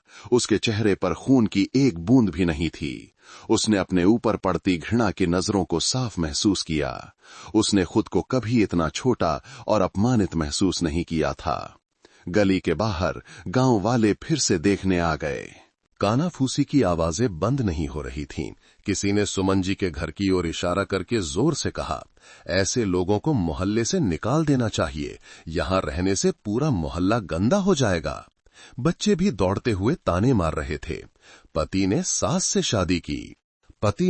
से शादी की। वो मासूम हंसी बड़ों के दिलों में तेज चाकू की तरह चुभ रही थी। उस रात सुमन जी बरामदे में गुमसुम बैठी थीं। उनकी आंखें भावहीन थीं। राजेश चुपचाप उन्हें देख रहा था। उसका मन उलझन में था। उसे अब विश्वास नहीं था कि उसे इस रिश्ते में शांति मिलेगी, लेकिन जब भी वो इसे छोड़ने की सोचता, उसे उनकी कोमलता और याचना भरी आंखें याद आ जाती और वो फिर से रुक जाता। शहर के दूसरी तरफ प्रिया अपनी बहन की बाहों में लेटी थी। उसके आंसू अभी भी नहीं रुके थे। गीता ने धीरे धीरे अपनी बहन के बालों को सहलाया। उसकी आवाज दृढ़ थी। दीदी, डरो मत, मैं तुम्हारे साथ हूं। हम इस मामले को चुपचाप नहीं जाने देंगे। प्रिया के दिल में दर्द की आग धीरे धीरे इच्छा शक्ति में बदल गई। वो जानती थी कि अगर वो नहीं उठी, नहीं बोली, तो वो हमेशा हारी हुई रहेगी। और उसी समय उसे एहसास हुआ कि ये केवल एक भयंकर टकराव की शुरुआत है, जहां सच्चाई को सामने लाना होगा।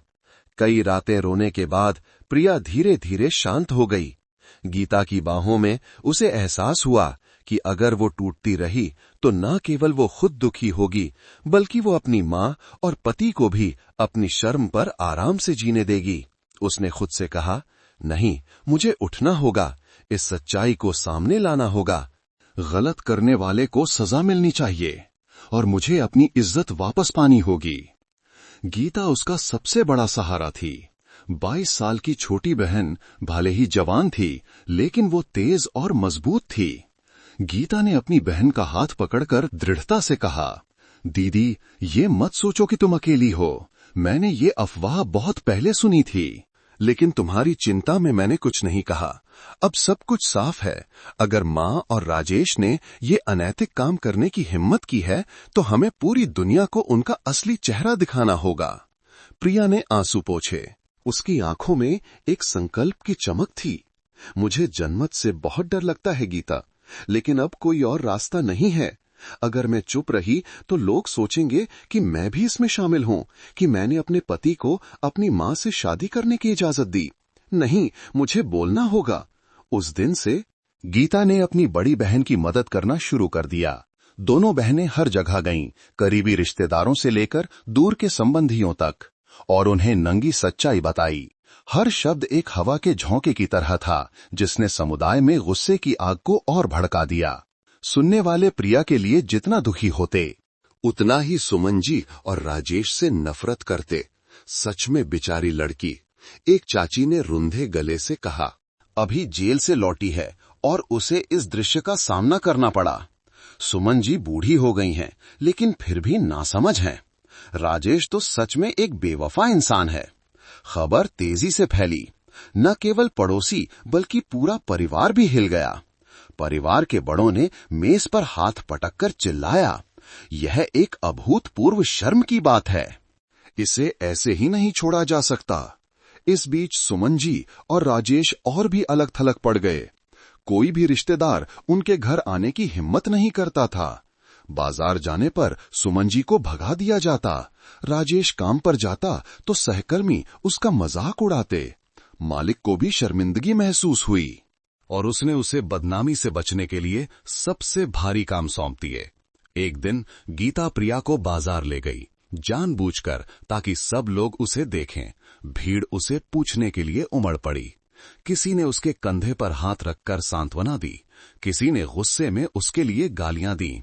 प्रिया बीच में खड़ी थी, उसकी आंखों में आंसू थे, लेकिन इस बार वो शर्म से नहीं रो रही थी, बल्कि सहानुभूति महसूस करके रो रही थी। इन आवाजों ने उसे उठने की ताकत दी। शाम को दोनों बहनें एक साथ बैठी थीं। प्रिया ने गीता का हाथ कसकर पकड़ लिया। बहन, मैंने फैसला कर लिया है। मैं सीधे उनका सामना करूंगी। मैं उन्हें एक और दिन शांति से नहीं जीने दे सकती। हाँ, गीता ने सिर हिलाया। उसकी आंखों में दृढ़ता थी। हम सब कुछ उजागर करेंगे। मां और राजेश ने न केवल तुम्हें धोखा दिया है, बल्कि उन्होंने इंसानियत की नैतिकता को भी धोखा दिया है। इस बीच उस छोटे से घर में सुमन जी चिंतित होने लगी थीं। उन्होंने कानाफूसी सुनी, पड़ोसियों की नफरत भरी नजरें देखीं, और राजेश तो लगातार अपराध बोध में जी रहा था। हर रात वो प्रिया को रोते हुए देखता, जो उसे धोखेबाज कहती। तूफान धीरे धीरे बन रहा था। एक तरफ प्रिया और गीता सच्चाई को उजागर करने के लिए दृढ़ थीं, और दूसरी तरफ सुमन जी और राजेश संघर्ष कर रहे थे। ये टकराव जल्द ही भड़कने वाला था और इसकी कीमत निश्चित रूप से बहुत महंगी होगी। एक उमस भरी दोपहर सुमन जी के घर वाली छोटी सी गली में अचानक हलचल मच गई। लोग कानाफूसी कर रहे थे। प्रिया वापस घर आ गई है। इस बार वो अकेली नहीं आई है। सुना है पूरा परिवार साथ लेकर आई है। भीड़ गेट के सामने जमा हो गई। हर कोई उस टकराव को देखने के लिए उत्सुक था जिसका वे लंबे समय से इंतजार कर रहे थे। घर के अंदर सुमन जी गुमसुम बैठी थीं। राजेश तो बेचैन था जैसे आग पर बैठा हो। आंगन में चप्पलों की आवाज गूंजी। प्रिया अपनी बहन गीता के साथ अंदर आई। उनके पीछे कुछ करीबी रिश्तेदार थे जिनके चेहरे गंभीर थे। प्रिया की आंखें तेज थीं। अब वो उस दिन की तरह कमजोर नहीं थी जब वो लौटी थी। वो घर के बीच में खड़ी हुई और पूजा स्थल की ओर इशारा किया जहां उसकी मां और पति की शादी की तस्वीर अभी भी सम्मान से रखी थी। प्रिया की आवाज रुंध गई थी लेकिन साफ थी। सब लोग देखिए, ये धोखे का सबूत है, उस सबसे घिनौने और अनैतिक रिश्ते का जिसे मैंने कभी जाना है। मेरा पति जिसने कभी मेरा इंतजार करने की कसम खाई थी, उसने मेरी ही सगी मां से शादी कर ली। कमरा कुछ सेकंड के लिए शांत हो गया और फिर शोरगुल शुरू हो गया। सब लोग सुमन जी और राजेश को घृणा की नजर से देख रहे थे। गीता अपनी बहन के बगल में खड़ी थी। उसने जोर से कहा, माँ जी, इतने साल हमें पालने के बाद मैंने नहीं सोचा था कि एक दिन आप अपने ही खून को धोखा देंगी। अब आप दुनिया को क्या मुंह दिखाएंगी? सुमन जी कांप रही थीं। उनके आंसू बह रहे थे। उन्होंने अपनी बेटी को देखा। उनकी आवाज कमजोर थी। मैं भी बस एक औरत हूं। मैं प्यार के लिए तरस रही थी। तुम्हें मेरे लिए समझना होगा। प्रिया ने फीकी हंसी हंसी, एक ऐसी हंसी जो कड़वी थी। समझूं? आपने अपनी ही बेटी की खुशी छीन ली और मुझसे समझने के लिए कह रही हैं। क्या आपने कभी मेरे एहसासों के बारे में सोचा है जब मैं जेल से एक घर की उम्मीद में लौटी और ये भयानक दृश्य देखा? राजेश कुर्सी पर गिर पड़ा। उसने दोनों हाथों से अपना सिर पकड़ लिया। वो कुछ कहना चाहता था लेकिन उसका गला रुंध गया था। सबकी नजरें उस पर थीं जैसे कोड़े बरस रहे हों। एक रिश्तेदार उठकर चिल्लाया, राजेश, क्या तुम अब इस परिवार का दामाद कहलाने के लायक हो? तुमने धोखा दिया है। तुमने पूरे परिवार की इज्जत को रौंद दिया है। आंगन में गांव वाले चिल्ला रहे थे। गालियों की आवाजें गूंज रही थीं। सच में अनैतिक। भगवान भी माफ नहीं करेगा। कानाफूसी एक सार्वजनिक मुकदमे की तरह हो गई। प्रिया मुड़कर अपने पति को देखने लगी। उसकी आंखें आंसुओं से भरी थीं। बोलो, तुमने ऐसा क्यों किया? तुमने मुझसे क्या वादा किया था? राजेश रो पड़ा। अपनी पत्नी के सामने घुटनों के बल गिर गया। मुझे माफ कर दो प्रिया, मैं कमजोर पड़ गया। मैं तुम्हारे लायक नहीं हूं। पिछले 3 सालों में मैं बहुत अकेला था। मैं इस प्रलोभन का सामना नहीं कर सका। मुझे बहुत पछतावा है।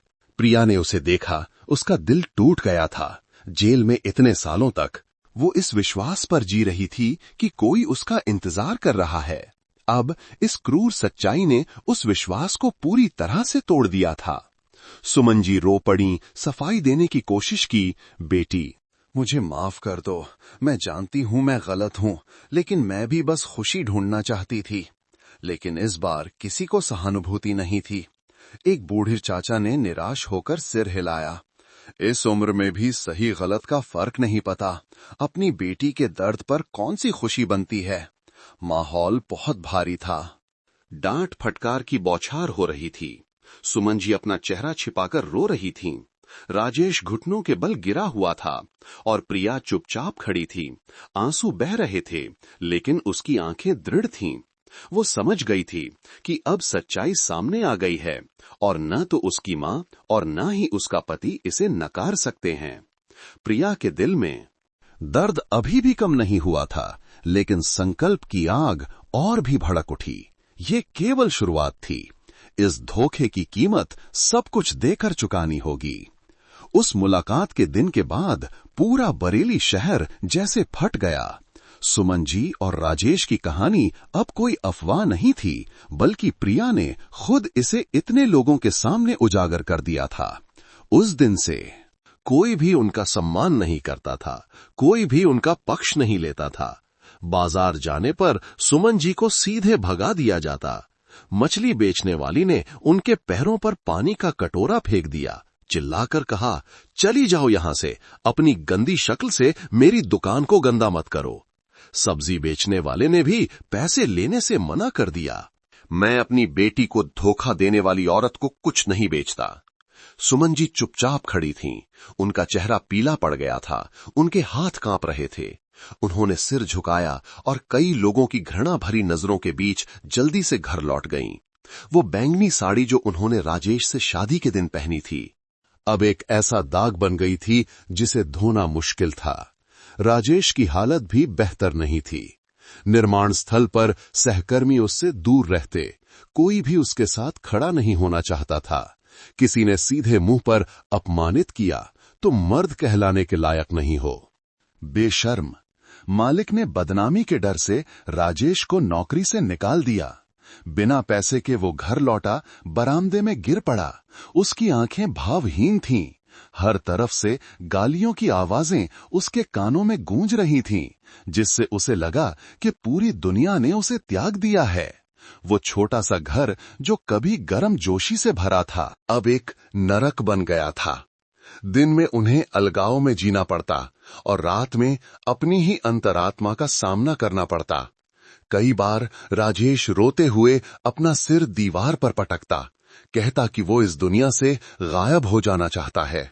और सुमन जी, उनका चेहरा मुरझा गया था, बाल हर दिन और भी सफेद हो रहे थे, उनकी आंखें हमेशा खोई रहती थीं। इस बीच प्रिया को जनता से सहानुभूति मिली। जहां भी वो जाती, कोई न कोई उसके कंधे पर हाथ रखकर सांत्वना देता। बेटा, हिम्मत मत हारो, तुम अभी जवान हो, तुम्हारे सामने पूरी जिंदगी है। जिंदगी में हर कोई गलती करता है, महत्वपूर्ण ये है कि तुम उठना जानती हो। ये प्रोत्साहन के शब्द प्रिया के टूटे दिल पर ठंडी हवा की तरह थे। उसे एहसास होने लगा कि वो हमेशा दुख में डूबी नहीं रह सकती। उसे जीना होगा, सिर उठाकर जीना होगा, ताकि ये साबित हो सके कि वो किसी से भी ज्यादा मजबूत है। गीता हमेशा अपनी बहन के साथ थी। एक शाम दोनों बहनें बरामदे में बैठी थीं। गीता ने प्रिया का हाथ पकड़कर दृढ़ता से कहा, दीदी, अतीत को मत देखो, उन्हें अपने कर्मों का फल भुगतने दो, तुम्हें अपने लिए जीना होगा। प्रिया ने धीरे से सिर हिलाया, उसकी आंखों में दृढ़ता थी। तुम सही कह रही हो, मैंने बहुत कुछ खोया है, लेकिन मैं उठूंगी। मैं फिर से शुरुआत करूंगी, अब मुझे कोई नहीं गिरा सकता। उस दिन से प्रिया ने नौकरी ढूंढना शुरू कर दिया। शुरुआत में मुश्किल हुई, हर कोई ये जानकर हिचकिचाता था कि वो जेल गई थी, लेकिन उसकी दृढ़ता और कुछ अच्छे लोगों की मदद से उसे धीरे धीरे एक सिलाई कारखाने में एक छोटी सी नौकरी मिल गई। तनख्वाह कम थी, लेकिन उसके लिए ये एक महत्वपूर्ण शुरुआत थी। हर दिन जब वो सिलाई मशीन के सामने बैठती, प्रिया को अपने मन में और भी शांति महसूस होती। वो समझ गई थी कि खुशी झूठे वादों से नहीं, बल्कि अपने ही हाथों और मेहनत से आती है। इस बीच जनमत सुमन जी और राजेश पर और भी दबाव डाल रहा था। दोनों लगातार अपमान में जी रहे थे। जहां भी जाते उन्हें गालियां मिलती, कोई भी उनकी तरफ देखना नहीं चाहता था। वो छोटा सा घर अब एक पिंजरे जैसा था, जो पछतावा और शर्म से भरा था। प्रिया ने एक बार उस घर की ओर देखा, उसका दिल दुखा, लेकिन उसने एक लंबी सांस भी ली। वो जानती थी कि कर्मों का फल मिलना शुरू हो गया है, और इस विश्वास के साथ वो अपनी जिंदगी फिर से शुरू करने के रास्ते पर और भी मजबूती से आगे बढ़ी। समय बीतता गया, जनमत शांत नहीं हुआ, बल्कि और भी कठोर हो गया। बरेली में पति द्वारा सास से शादी करने की कहानी हर चाय की दुकान, हर सुबह के बाजार में एक आम विषय बन गई थी। बस सुमन जी या राजेश का नाम लेते ही पूरी भीड़ निराश होकर सिर हिलाती और साथ में भद्दी गालियां देती। सुमन जी, जो कभी मजबूत थीं, ये मानती थीं कि समय के साथ लोग ऊब जाएंगे और बातें करना बंद कर देंगे, लेकिन वो गलत थीं। दिन ब दिन घृणा और भी गहरी होती गई। कई रातें वो घर से बाहर निकलने की हिम्मत नहीं करती थीं, क्योंकि उन्हें चुभती नजरों से डर लगता था। जब भी वो बच्चों को दौड़ते हुए गाते सुनती, पति ने सास से शादी की, पति ने सास से शादी की, वो अपना चेहरा छिपाकर रो पड़ती। राजेश भी एक खाई में गिर गया था। कोई काम नहीं था, कोई दोस्त नहीं था, वो बस उस दम घोटने वाले घर में घूमता रहता। एक धब्बेदार दीवार को देखते हुए उसे लगा कि वो एक कैदी है जो जनमत के पिंजरे में बंद है। रात में वो प्रिया को रोते हुए देखता, दुनिया को उंगलियां उठाकर गालियां देते हुए देखता। उसके माथे पर ठंडा पसीना आ जाता। कई बार उसने खुद को खत्म करने के बारे में सोचा, लेकिन उसके पास इतनी हिम्मत नहीं थी। उस नरक के बीच सुमन जी और राजेश अब पहले की तरह एक दूसरे का सहारा नहीं थे। वे एक दूसरे पर आरोप लगाने लगे, लड़ने लगे। राजेश उन्हें इस गंदे रास्ते पर खींचने के लिए दोषी ठहराता। वो भी पछताती, लेकिन फिर भी जिद्दी थी, मानती थी कि उसका प्यार सच्चा था।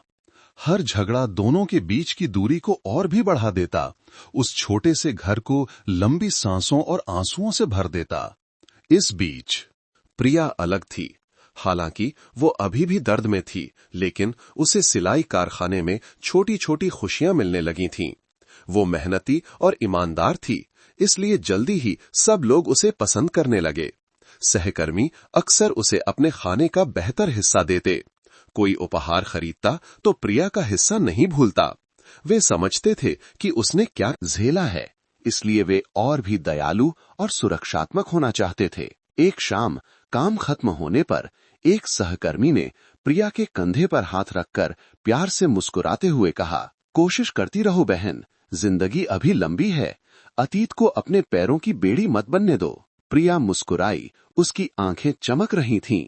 वो मुस्कान भले ही उदासी से भरी थी, लेकिन उसमें उम्मीद की एक किरण थी। रात को घर आकर वो एक छोटे से शीशे के सामने बैठी, अपने बालों को संवारा। शीशे में खुद को देखकर फुसफुसाई, मुझे और भी बेहतर जीना होगा ताकि वे देखें कि धोखा खाने के बाद भी मैं उठ सकती हूं। गीता हमेशा एक मजबूत मानसिक सहारा थी। वो अक्सर अपनी बहन के पास आती, उसके लिए गर्म खाने का डिब्बा लाती या बस बैठकर प्रिया की बातें सुनती।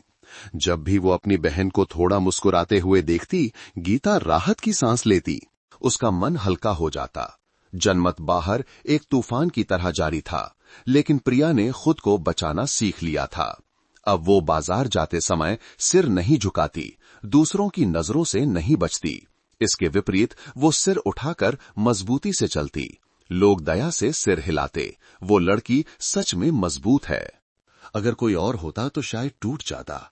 जबकि प्रिया धीरे धीरे खुद को पा रही थी, सुमन जी और राजेश और भी गहरे धंस रहे थे। वे दो लोग जिन्होंने एक दूसरे के पास आने के लिए सब कुछ दांव पर लगा दिया था, अब अपने ही चुनाव से तड़प रहे थे। गली के कोने पर वो छोटा सा घर अपमान का प्रतीक बन गया था, और प्रिया राख से एक जंगली फूल की तरह सूखी जमीन से उठना सीख रही थी। समय बीतता गया। सुमन जी और राजेश के प्रति जनता की घृणा शांत नहीं हुई, बल्कि और भी भारी हो गई। बरेली में जब भी कोई उस गली के आखिरी घर का जिक्र करता, लोग होंठ सिकोड़कर निराश होकर सिर हिलाते। सुमन राजेश का नाम बच्चों के लिए एक सीख बन गया था कि उनकी तरह नैतिकता के खिलाफ जीने के बेवकूफी मत करना। सुमन जी जो कभी मजबूत थीं, अब दिन ब दिन कमजोर होती जा रही थीं। उनके बाल सफेद हो गए थे, चेहरा मुरझा गया था, आंखें हमेशा धंसी रहती थीं। जब भी वो बाहर निकलती, उन्हें अपना चेहरा दुपट्टे से ढककर चोरों की तरह जल्दी से चलना पड़ता। लेकिन वो कितना भी छिपती, ताने उनके पीछे गूंजते रहते। देखो, वो औरत है, अभी भी बाहर निकलने की हिम्मत है। बुढ़ापे में भी खुद को संभालना नहीं जानती। एक बार बच्चों के एक समूह ने उन पर मिट्टी फेंकी और ताने मारे। वो कांपते हुए सड़क के किनारे गिर पड़ी, आंसू बह रहे थे, लेकिन किसी को दया नहीं आई। राजेश की हालत भी बेहतर नहीं थी। नौकरी न मिलने के कारण वो कुछ बची खुची बचत कर जी रहा था। जब भी वो बाहर निकलता, उसे लगता कि हर नजर उसे घृणा से देख रही है, जैसे हजारों चाकू उसकी त्वचा में चुभ रहे हों। दोस्त दूर हो गए थे, पुराने सहकर्मी उसे नीचा देखते थे, यहां तक कि परिवार के लोगों ने भी उससे मुंह मोड़ लिया था। वो धीरे धीरे खुद में सिमट गया, दिन भर एक अंधेरे घर में चुपचाप बैठा रहता। उसका मन भ्रमित रहता, कभी कभी वो आंसुओं में चिल्लाता, काश उस दिन मैं तुम्हारा इंतजार करने के लिए काफी मजबूत होता प्रिया। उस घर में अब कोई हंसी नहीं थी, सिर्फ लंबी सांसें थीं, दरवाजे की दरार से आती हवा की सीटी और देर से आए आंसू। वे दो लोग जिन्होंने एक दूसरे के पास आने के लिए सब कुछ दांव पर लगा दिया था, अब ऐसे जी रहे थे जैसे वे पूरे समाज द्वारा त्यागे गए साये हों। इस बीच प्रिया एक नए अध्याय में कदम रख रही थी। सिलाई कारखाने में शुरुआती दिनों की झिझक के बाद वो काम में माहिर हो गई थी। उसके मुलायम हाथ अब सुई धागे से कठोर हो गए थे, लेकिन उसकी आंखों में दृढ़ता की चमक थी। वो मेहनत और ईमानदारी से काम करती, कभी कोई शिकायत नहीं करती, इसलिए जल्दी ही सब लोग उसे पसंद करने लगे। एक दिन कारखाने की निदेशक श्रीमती लता, एक 40 साल से ज्यादा उम्र की सीधी साधी महिला, ने प्रिया को अपने कार्यालय में बुलाया। उन्होंने उसे कुछ देर देखा और फिर धीरे से कहा, मैंने तुम्हारे बारे में सुना है। मैं जानती हूं कि तुमने बहुत तूफान झेले हैं, लेकिन मैंने तुम्हारी मेहनत और हिम्मत भी देखी है। अगर तुम सहमत हो तो मैं तुम्हें सिलाई लाइन का टीम लीडर बना दूंगी। तनख्वाह ज्यादा होगी, जिम्मेदारी भी बड़ी होगी। प्रिया सन्न रह गई, उसकी आंखें बड़ी हो गईं, उसका दिल तेजी से धड़कने लगा। उसने कभी नहीं सोचा था कि उस जैसी जेल जा चुकी महिला को ये मौका दिया जाएगा। आंसू बह निकले। उसने सिर झुकाकर रुंधे गले से कहा, आपका धन्यवाद मैडम, मैं पूरी कोशिश करूंगी, किसी को निराश नहीं करूंगी। उस दिन से प्रिया ने एक नए जोश के साथ काम करना शुरू कर दिया। उसने प्रबंधन सीखा, सहकर्मियों का नेतृत्व करना सीखा। कई बार वो इतनी थक जाती कि मेज पर ही सो जाती, लेकिन जब वो अपने गुजरे हुए रास्ते के बारे में सोचती तो वो मुस्कुराती, खुद से कहती, अब मुझे कोई और नहीं तोड़ सकता। गीता हर दिन अपनी बहन को प्रोत्साहित करती। एक दिन गीता ने मजाक में कहा, दीदी अगर तुम ऐसे ही करती रहीं तो शायद कुछ सालों में कारखाने की मालकिन बन जाओगी। प्रिया हंस पड़ी, एक ऐसी मुस्कान जो बहुत समय बाद इतनी ताजी थी। एक और कोने में श्रीमती लता, निदेशक, कभी कभी चुपचाप प्रिया को देखती। उनके मन में एक दया की भावना उत्पन्न होती। वो समझती थीं कि इस युवा लड़की ने क्या क्या सहा है और वो भी प्रिया को फिर से शुरुआत करने का एक मौका देना चाहती थीं। जबकि प्रिया धीरे धीरे रोशनी पा रही थी, सुमन जी और राजेश और भी गहरे अंधेरे में डूब रहे थे। लोग कहते हैं कि कर्मों का फल तुरंत नहीं मिलता, लेकिन जब मिलता है तो हजारों चाकुओं से भी ज्यादा भारी होता है। और ये सच था। उनके धोखे की कीमत अब केवल जनमत नहीं थी, बल्कि उनकी अपनी आत्मा का मुरझाना भी था। और प्रिया, हालांकि उसके दिल में अभी भी एक घाव था, लेकिन उसने चलना सीख लिया था। हर सुबह जब सूरज की रोशनी खिड़की से आती, वो शीशे में खुद को देखकर मुस्कुराती। प्रिया, तुम सब कुछ सह गई, अब तुम्हें सम्मान से जीना होगा। परिवार और पूरे मोहल्ले द्वारा मुंह मोड़ने के बाद सुमन जी और राजेश एक अभूतपूर्व गतिरोध में जी रहे थे। गली के आखिरी छोर पर वो घर, जो कभी एक घर था, अब एक घुटन भरा पिंजरा बन गया था। दरवाजे और खिड़कियां हमेशा बंद रहती, शायद ही कोई आता जाता। लोग गुजरते समय भी दूसरी तरफ हो जाते, जैसे कि सिर्फ सामना होने से ही वे अपमान से लिपट जाएंगे। सुमन जी, जो कभी एक मजबूत महिला थीं, जनमत के इतने तूफानों के बाद उनका शरीर कमजोर हो गया था। उनके बाल बहुत झड़ गए थे, त्वचा काली पड़ गई थी, उनकी आंखें गहरी धंस गई थीं, जैसे वो 70 साल से ज्यादा की कोई बूढ़ी हों। दिन में वो बरामदे में चुपचाप बैठी रहतीं, उनकी आंखें दूर देखती रहतीं। रात में सूखी खांसी और लंबी सांसों की आवाजें एक के बाद एक आतीं, जिससे घर और भी डरावना लगता। कभी कभी वो अंधेरे में रोतीं, फुसफुसातीं, काश हम इतने जिद्दी ना होते। राजेश की हालत भी बेहतर नहीं थी। एक स्वस्थ युवक से अब उसका शरीर दुबला पतला हो गया था। उसकी आंखों के नीचे काले घेरे थे। कोई काम ना होने के कारण वो घर में ही घूमता रहता, दिन भर एक अंधेरे कोने में छिपा रहता। शर्म और अपराध बोध ने उसे हर दिन कमजोर कर दिया। कई बार वो मेज पर सिर रखकर प्रिया का नाम बुदबुदाता, आंसू उसके चेहरे को भिगो देते। लेकिन जब भी उसे याद आती, उसे और भी दर्द होता, क्योंकि वो जानता था कि उसने सब कुछ बर्बाद कर दिया है। एक बार राजेश ने हिम्मत करके बाजार से कुछ सामान खरीदने की कोशिश की। इससे पहले कि वो कुछ चुन पाता, एक अधेड़ उम्र के आदमी ने उसके सामने सब्जियों की पूरी टोकरी फेंक दी और चिल्लाया, भाग यहां से। मैं तुम जैसे गंदे आदमी को कुछ नहीं बेचता। पूरा बाजार हंस पड़ा। कुछ लोगों ने तो अपमानजनक बातें भी कहीं। सच में बेशर्म है। राजेश ने सिर झुका लिया। उसके हाथ कांप रहे थे और वो घोर अपमान में बाजार से भाग गया। वो घर आकर बिस्तर पर गिर पड़ा। उसका पूरा शरीर कांप रहा था। वो जानता था कि ये शर्म उसे जीवन भर सताएगी। उनकी इस दुर्दशा के विपरीत प्रिया राख से एक फूल की तरह खिल रही थी। सिलाई कारखाने में वो सहकर्मियों का विश्वास जीत रही थी। अपनी कुशलता और मेहनत के कारण वो हमेशा लक्ष्य से ज्यादा काम पूरा करती। लाइन की महिलाएं प्रिया को एक सहारे के रूप में देखतीं। जब भी कोई मुश्किल होती, वे उससे साझा करने आतीं। एक शाम कारखाने की निदेशक श्रीमती लता सिलाई लाइन में आई और देखा कि प्रिया एक नई सहकर्मी को धैर्यपूर्वक सिखा रही है। वो मुस्कुराई और प्रिया को अपने कमरे में बुलाकर कहा, तुम बहुत अच्छा काम कर रही हो। मैंने तुम में न केवल हिम्मत देखी है, बल्कि ईमानदारी भी। तुम जैसी लड़की विश्वास के लायक है। कोशिश करती रहो। भविष्य अभी भी उज्जवल है। प्रिया ने सिर झुकाकर धन्यवाद कहा। उसकी आंखों में आंसू थे।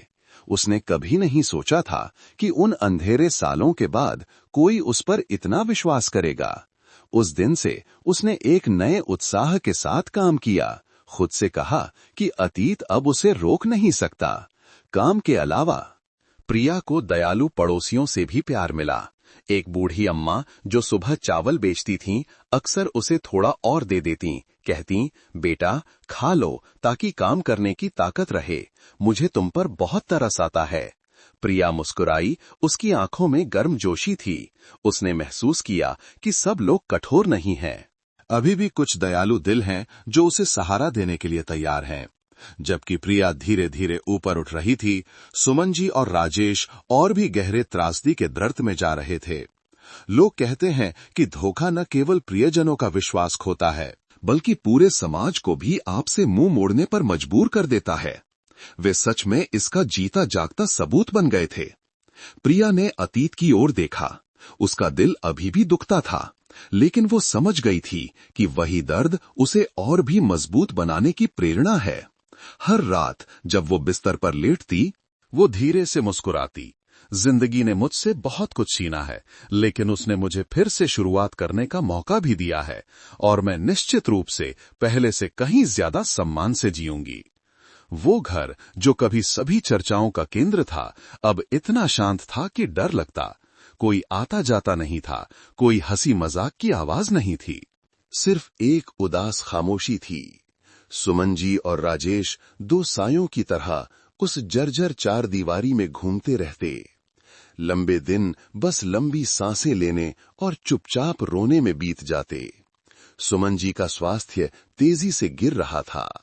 लगातार खांसी ने उन्हें दुबला पतला कर दिया था। उनकी हड्डियों में दर्द रहता था।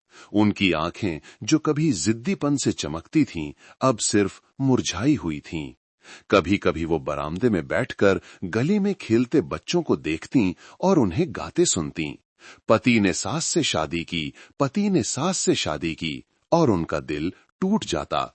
वो चिल्लाना चाहती थीं, अपने कान बंद करना चाहती थीं, लेकिन उनके पास इतनी ताकत नहीं थी। आंसू एक एक करके बहते रहते, जैसे दिल पर नमक छिड़क रहे हों। राजेश की हालत भी बेहतर नहीं थी।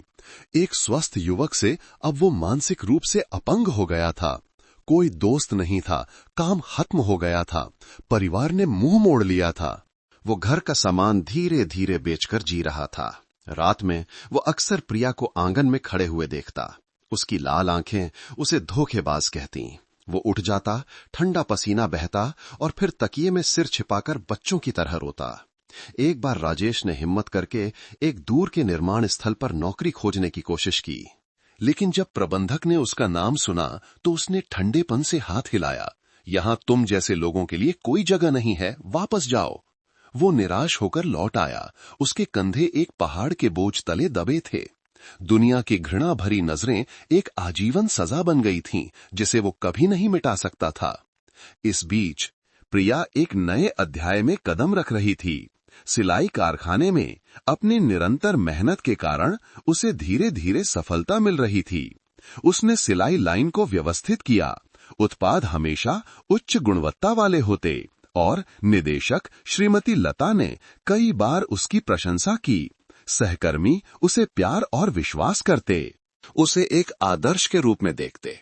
एक दिन कारखाने की बैठक में श्रीमती लता ने सार्वजनिक रूप से प्रशंसा की। मैं चाहती हूं कि सब लोग प्रिया से सीखें। भले ही अतीत में उसने गलती की हो, लेकिन वो मजबूती से उठी। उसकी यही हिम्मत मुझे प्रभावित करती है। पूरा कमरा तालियों से गूंज उठा। प्रिया उठी। उसका चेहरा लाल हो गया, आंखों में आंसू थे, उसके होठों पर एक मुस्कान थी। ये पहले की तरह मजबूर मुस्कान नहीं थी, बल्कि दिल से निकली एक सच्ची मुस्कान थी। इतने सालों में पहली बार उसने महसूस किया कि उसका सम्मान किया जा रहा है, उसे पहचाना जा रहा है। काम के अलावा प्रिया कारखाने के एक छोटे से स्वयंसेवी समूह में भी शामिल हो गई। वो लोगों के साथ गरीब मरीजों को मुफ्त भोजन बांटने जाती। जब उसने एक कांपते हुए बूढ़े व्यक्ति को खाने का डिब्बा दिया तो प्रिया को अपने मन में शांति महसूस हुई। उसने सोचा कि खुशी वास्तव में सरल है, बस साझा करना और एक सार्थक जीवन जीना। मोहल्ले के लोग धीरे धीरे प्रिया को एक अलग नजर से देखने लगे। अगर पहले वे उसे सिर्फ एक जेल जा चुकी महिला के रूप में देखते थे, तो अब वे उसे एक साहसी लड़की कहते थे। एक पड़ोसन ने गुजरते हुए मुस्कुराकर कहा, वो लड़की सच में महान है। इतने सब के बाद भी उठ खड़ी हुई। ये सुनकर प्रिया की आंखों में आंसू आ गए। वो जानती थी कि वो अभी भी पूरी तरह से दर्द को नहीं भूली है, लेकिन कम से कम वो अंधेरे से बाहर निकल आई थी। इसके ठीक विपरीत सुमन जी और राजेश अत्यधिक अकेलेपन में जी रहे थे। कोई पूछने वाला नहीं था, कोई मदद करने वाला नहीं था। वे जहां भी जाते लोगों की आंखों में कांटे की तरह चुभते। वो घर जो कभी रोशनी से भरा था, अब सिर्फ घना अंधेरा था, जो दो मुरझाई हुई आत्माओं को घेरे हुए था। एक शाम जब हवा छत से गुजर रही थी, सुमन जी अपना चेहरा छिपाकर रो पड़ी। राजेश, शायद हम बहुत गलत थे। राजेश चुपचाप मुंह फेर गया। उसकी आंखें भावहीन थीं। उसके पास अब सांत्वना देने की ताकत नहीं थी और न ही जीने का कोई विश्वास था। उसके दिल में बस एक विशाल खालीपन था, जहां प्रिया की छवि एक कभी न माफ करने वाली सजा की तरह लौटती रहती। दो विपरीत छोरों पर एक तरफ पतन था और दूसरी तरफ पुनर्जन्म, और इस विपरीतता से कहानी का अंत धीरे धीरे स्पष्ट हो गया। जो बुरा बीज बोएगा वो कड़वा फल काटेगा, और जो ठोकर खाकर उठना जानता है उसे उचित प्रतिफल मिलेगा। उस साल सर्दियों में बरेली में पहले से ज्यादा ठंड थी। गली के आखिरी घर में सुमन जी लगातार खांस रही थीं। उनका शरीर इतना दुबला हो गया था कि सिर्फ हड्डियां ही बची थीं। राजेश ने देखभाल करने की कोशिश की, लेकिन वो खुद भी टूट चुका था। उसके पास कोई ताकत नहीं बची थी। वे दो लोग जिन्होंने खुशी पाने के लिए सब कुछ दांव पर लगा दिया था, अब अंधेरे में सिकुड़कर बैठे थे। जनमत और अपनी ही अंतरात्मा की ठंडक झेल रहे थे। एक दिन सुमन जी घर के बरामदे में ही गिर पड़ीं। राजेश घबराकर उन्हें अंदर ले गया। मदद के लिए हर जगह भागा, लेकिन किसी ने मदद नहीं की। लोगों ने बस सिर हिलाया। अब उसे अपने कर्मों का फल मिल रहा है। अच्छा हुआ। राजेश निराश होकर उन्हें खुद ही अस्पताल ले गया। डॉक्टर ने सिर हिलाया। वो गंभीर रूप से कमजोर हो गई हैं, फेफड़े कमजोर हैं और उम्र भी ज्यादा है, बचना मुश्किल है। अपने आखिरी दिनों में सुमन जी धीरे धीरे प्रिया का नाम पुकारती, आंसू बहते रहते। बेटा, मैं गलत थी। मैं बस प्यार चाहती थी, लेकिन मैंने पूरा परिवार बर्बाद कर दिया। प्रिया ने खबर सुनी तो सन रह गई। हालांकि वो नफरत करती थी, लेकिन जब उसने अपनी मां को अस्पताल के बिस्तर पर कमजोर कांपते हुए अपना हाथ पकड़ते देखा तो वो मुंह नहीं फेर सकी। प्रिया के आंसू बह निकले। उसने रोंधे गले से कहा, मां जी, मैं माफ नहीं कर सकती, लेकिन मैं ये भी नहीं चाहती कि आप पछतावे में जाएं। कई सालों में पहली बार दोनों मां बेटी एक दूसरे को गले लगाकर फूट फूट कर रोईं।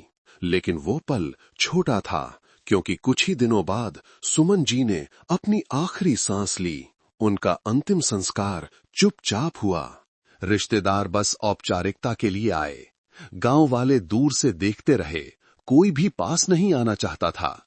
राजेश ताबूत के पास गिरकर रो रहा था, बुदबुदा रहा था, सब मेरी गलती है। सुमन जी की मृत्यु के बाद राजेश जैसे अपना आखिरी सहारा भी खो बैठा। वो शराब में डूब गया, दिन रात नशे में रहता, और अंत में वो जगह छोड़कर चला गया। किसी ने उसे फिर नहीं देखा। लोग कहते हैं कि वो दूसरे राज्य में मजदूरी करने चला गया। कुछ कहते हैं कि वो पागलों की तरह भटकता है। लेकिन चाहे जो भी हो, राजेश का नाम हमेशा एक ऐसे दाग से जुड़ा रहेगा जिसे कभी धोया नहीं जा सकता। इसके ठीक विपरीत प्रिया का जीवन धीरे धीरे बेहतर हो रहा था।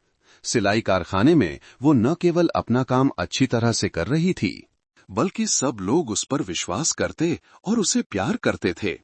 कई बार श्रीमती लता ने उसे महत्वपूर्ण ऑर्डर दिए और प्रिया ने हमेशा उन्हें सफलतापूर्वक पूरा किया।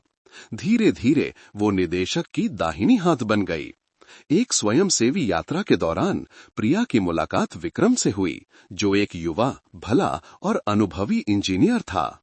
उसे उसके अतीत की परवाह नहीं थी। उसने केवल उसकी मजबूती और दयालुता देखी। विक्रम ने धैर्यपूर्वक उसके साथ रहकर उसकी बातें सुनी, उसे प्रोत्साहित किया, जिससे प्रिया का टूटा हुआ दिल धीरे धीरे फिर से गर्म होने लगा। शुरुआत में प्रिया झिझकती थी, दिल खोलने से डरती थी, लेकिन फिर विक्रम की सच्चाई ने उसे विश्वास दिलाया कि सभी पुरुष धोखेबाज नहीं होते। उसने और भी मुस्कुराना सीखा। उसकी आंखों में उम्मीद की चमक थी। गीता खुशी से अपनी बहन को गले लगाकर बोली, दीदी, तुम फिर से खुश होने की हकदार हो। एक शाम रामगंगा नदी के पुल पर खड़े होकर प्रिया ने तेज बहते पानी को देखा और मन ही मन कहा, इंसान गलती कर सकता है, गिर सकता है, लेकिन महत्वपूर्ण यह है कि वो उठना और आगे बढ़ना जानता है। इतने तूफानों के बाद प्रिया ने अंततः अपना रास्ता खोज लिया, शांत और खुशहाल। और सुमन जी और राजेश, जो लालच और वासना में अंधे हो गए थे, उन्हें अपनी इज्जत, स्वास्थ्य और जीवन से इसकी भारी कीमत चुकानी पड़ी। कहानी खत्म हुई और बरेली के लोगों के दिलों में एक कड़वी सीख छोड़ गई। खुशी धोखे पर नहीं बनाई जा सकती। जो नैतिकता से जीना जानता है, भले ही वो गलती कर चुका हो, जिंदगी उसे एक नया दरवाजा जरूर खोलेगी। और जो गलत करता है, उसे देर सबेर अपने कर्मों का फल भुगतना ही पड़ेगा। पति द्वारा पत्नी के जेल में रहते हुए सांस से शादी करने की कहानी खत्म हो गई, लेकिन इसकी गूंज अभी भी बरेली शहर के कई लोगों को कंपा देती है। ये न केवल एक परिवार की त्रासदी है, बल्कि उन लोगों के लिए एक चेतावनी की घंटी भी है, जो भावनाओं में अंधे हो जाते हैं, नैतिकता की परवाह किए बिना अपनी व्यक्तिगत इच्छाओं के पीछे भागते हैं। सुमन जी, वो मां जिसे अपनी बेटी के लिए एक मजबूत सहारा होना चाहिए था, स्वार्थ और देर से आई इच्छा के कारण उसने खुद ही अपने घर को बर्बाद कर दिया। कुछ पलों की खुशी के बदले उसे समाज की घृणा, अकेलेपन और पछतावे में मौत की कीमत चुकानी पड़ी। ये इस बात का स्पष्ट प्रमाण है कि खुशी प्रियजनों के दर्द पर नहीं बनाई जा सकती। राजेश 25 साल का युवक, जिसे उसकी पत्नी प्यार और विश्वास करती थी, लेकिन वो कमजोर और कायर था। उसने वासना को तर्क पर हावी होने दिया। उसने न केवल अपनी पत्नी को धोखा दिया, बल्कि अपनी इज्जत और भविष्य भी खो दिया। उसे जो कीमत चुकानी पड़ी, वो थी समाज का त्याग, अत्यधिक अलगाव, और अंत में उसे शर्मिंदगी में वो जगह छोड़नी पड़ी। एक जीवन में बस एक पल की गिरावट, परिणाम जीवन भर साथ रह सकता है। इसके विपरीत प्रिया, वह लड़की जो सबसे बड़ी पीड़ित लग रही थी, वह असाधारण मजबूती और हिम्मत का प्रमाण बनी। जेल जाने और दर्दनाक धोखे के बावजूद वो उठना जानती थी। अपनी दृढ़ता और अच्छाई के कारण प्रिया ने धीरे धीरे आसपास के लोगों से विश्वास और प्यार पाया। अंत में उसे एक भला आदमी मिला, जिसने उसके जीवन के लिए एक नया अवसर खोला। ये दिखाता है कि जो नैतिकता से जीता है, अपनी गलतियों को सुधारना जानता है और उठने की कोशिश करता है, उसे देर सवेर खुशी जरूर मिलती है। कहानी हम सभी के लिए एक गहरी सीख छोड़ जाती है। शादी और परिवार में वफादारी और विश्वास मूल हैं। धोखा न केवल प्यार को नष्ट करता है, बल्कि चरित्र और सम्मान को भी बर्बाद कर देता है। जीवन में वासना और स्वार्थ हमेशा एक दोधारी तलवार होते हैं। अगर हम इसे नियंत्रित करना नहीं जानते, तो इंसान आसानी से कीचड़ में धंस सकता है और फिर पूरी जिंदगी से इसकी कीमत चुका सकता है। मुश्किल समय में हिम्मत और अच्छाई ही कुंजी होगी। जो ठोकर खाने के बाद उठने की हिम्मत करता है, उसे सहानुभूति, सम्मान और योग्य खुशी मिलेगी। अंततः जीवन हमेशा निष्पक्ष होता है। गलत करने वाले को कर्मों का फल मिलता है, अच्छे व्यक्ति को प्रतिफल मिलता है।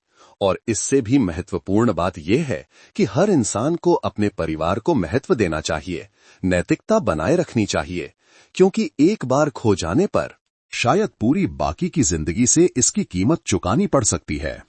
ये कहानी भले ही त्रासदी से भरी हो, लेकिन ये एक विश्वास भी जगाती है। दर्द की गहराई में भी इंसान फिर से शुरुआत कर सकता है, अगर वो उठना और सही तरीके से जीना जानता है।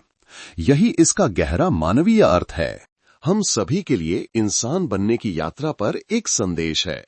नमस्ते दोस्तों, आप कहां से हैं और आपका नाम क्या है? कमेंट करके जरूर बताइए। आज की ये कहानी आपको कैसी लगी? हमारी यही दुआ है कि आप सब जहां भी रहें, हमेशा खुश और सलामत रहें। अगर आपके पास भी कोई ऐसी ही दिलचस्प कहानी है, तो उसे हमारे साथ कमेंट्स में जरूर साझा करें, ताकि हम सब उसे पढ़ सकें।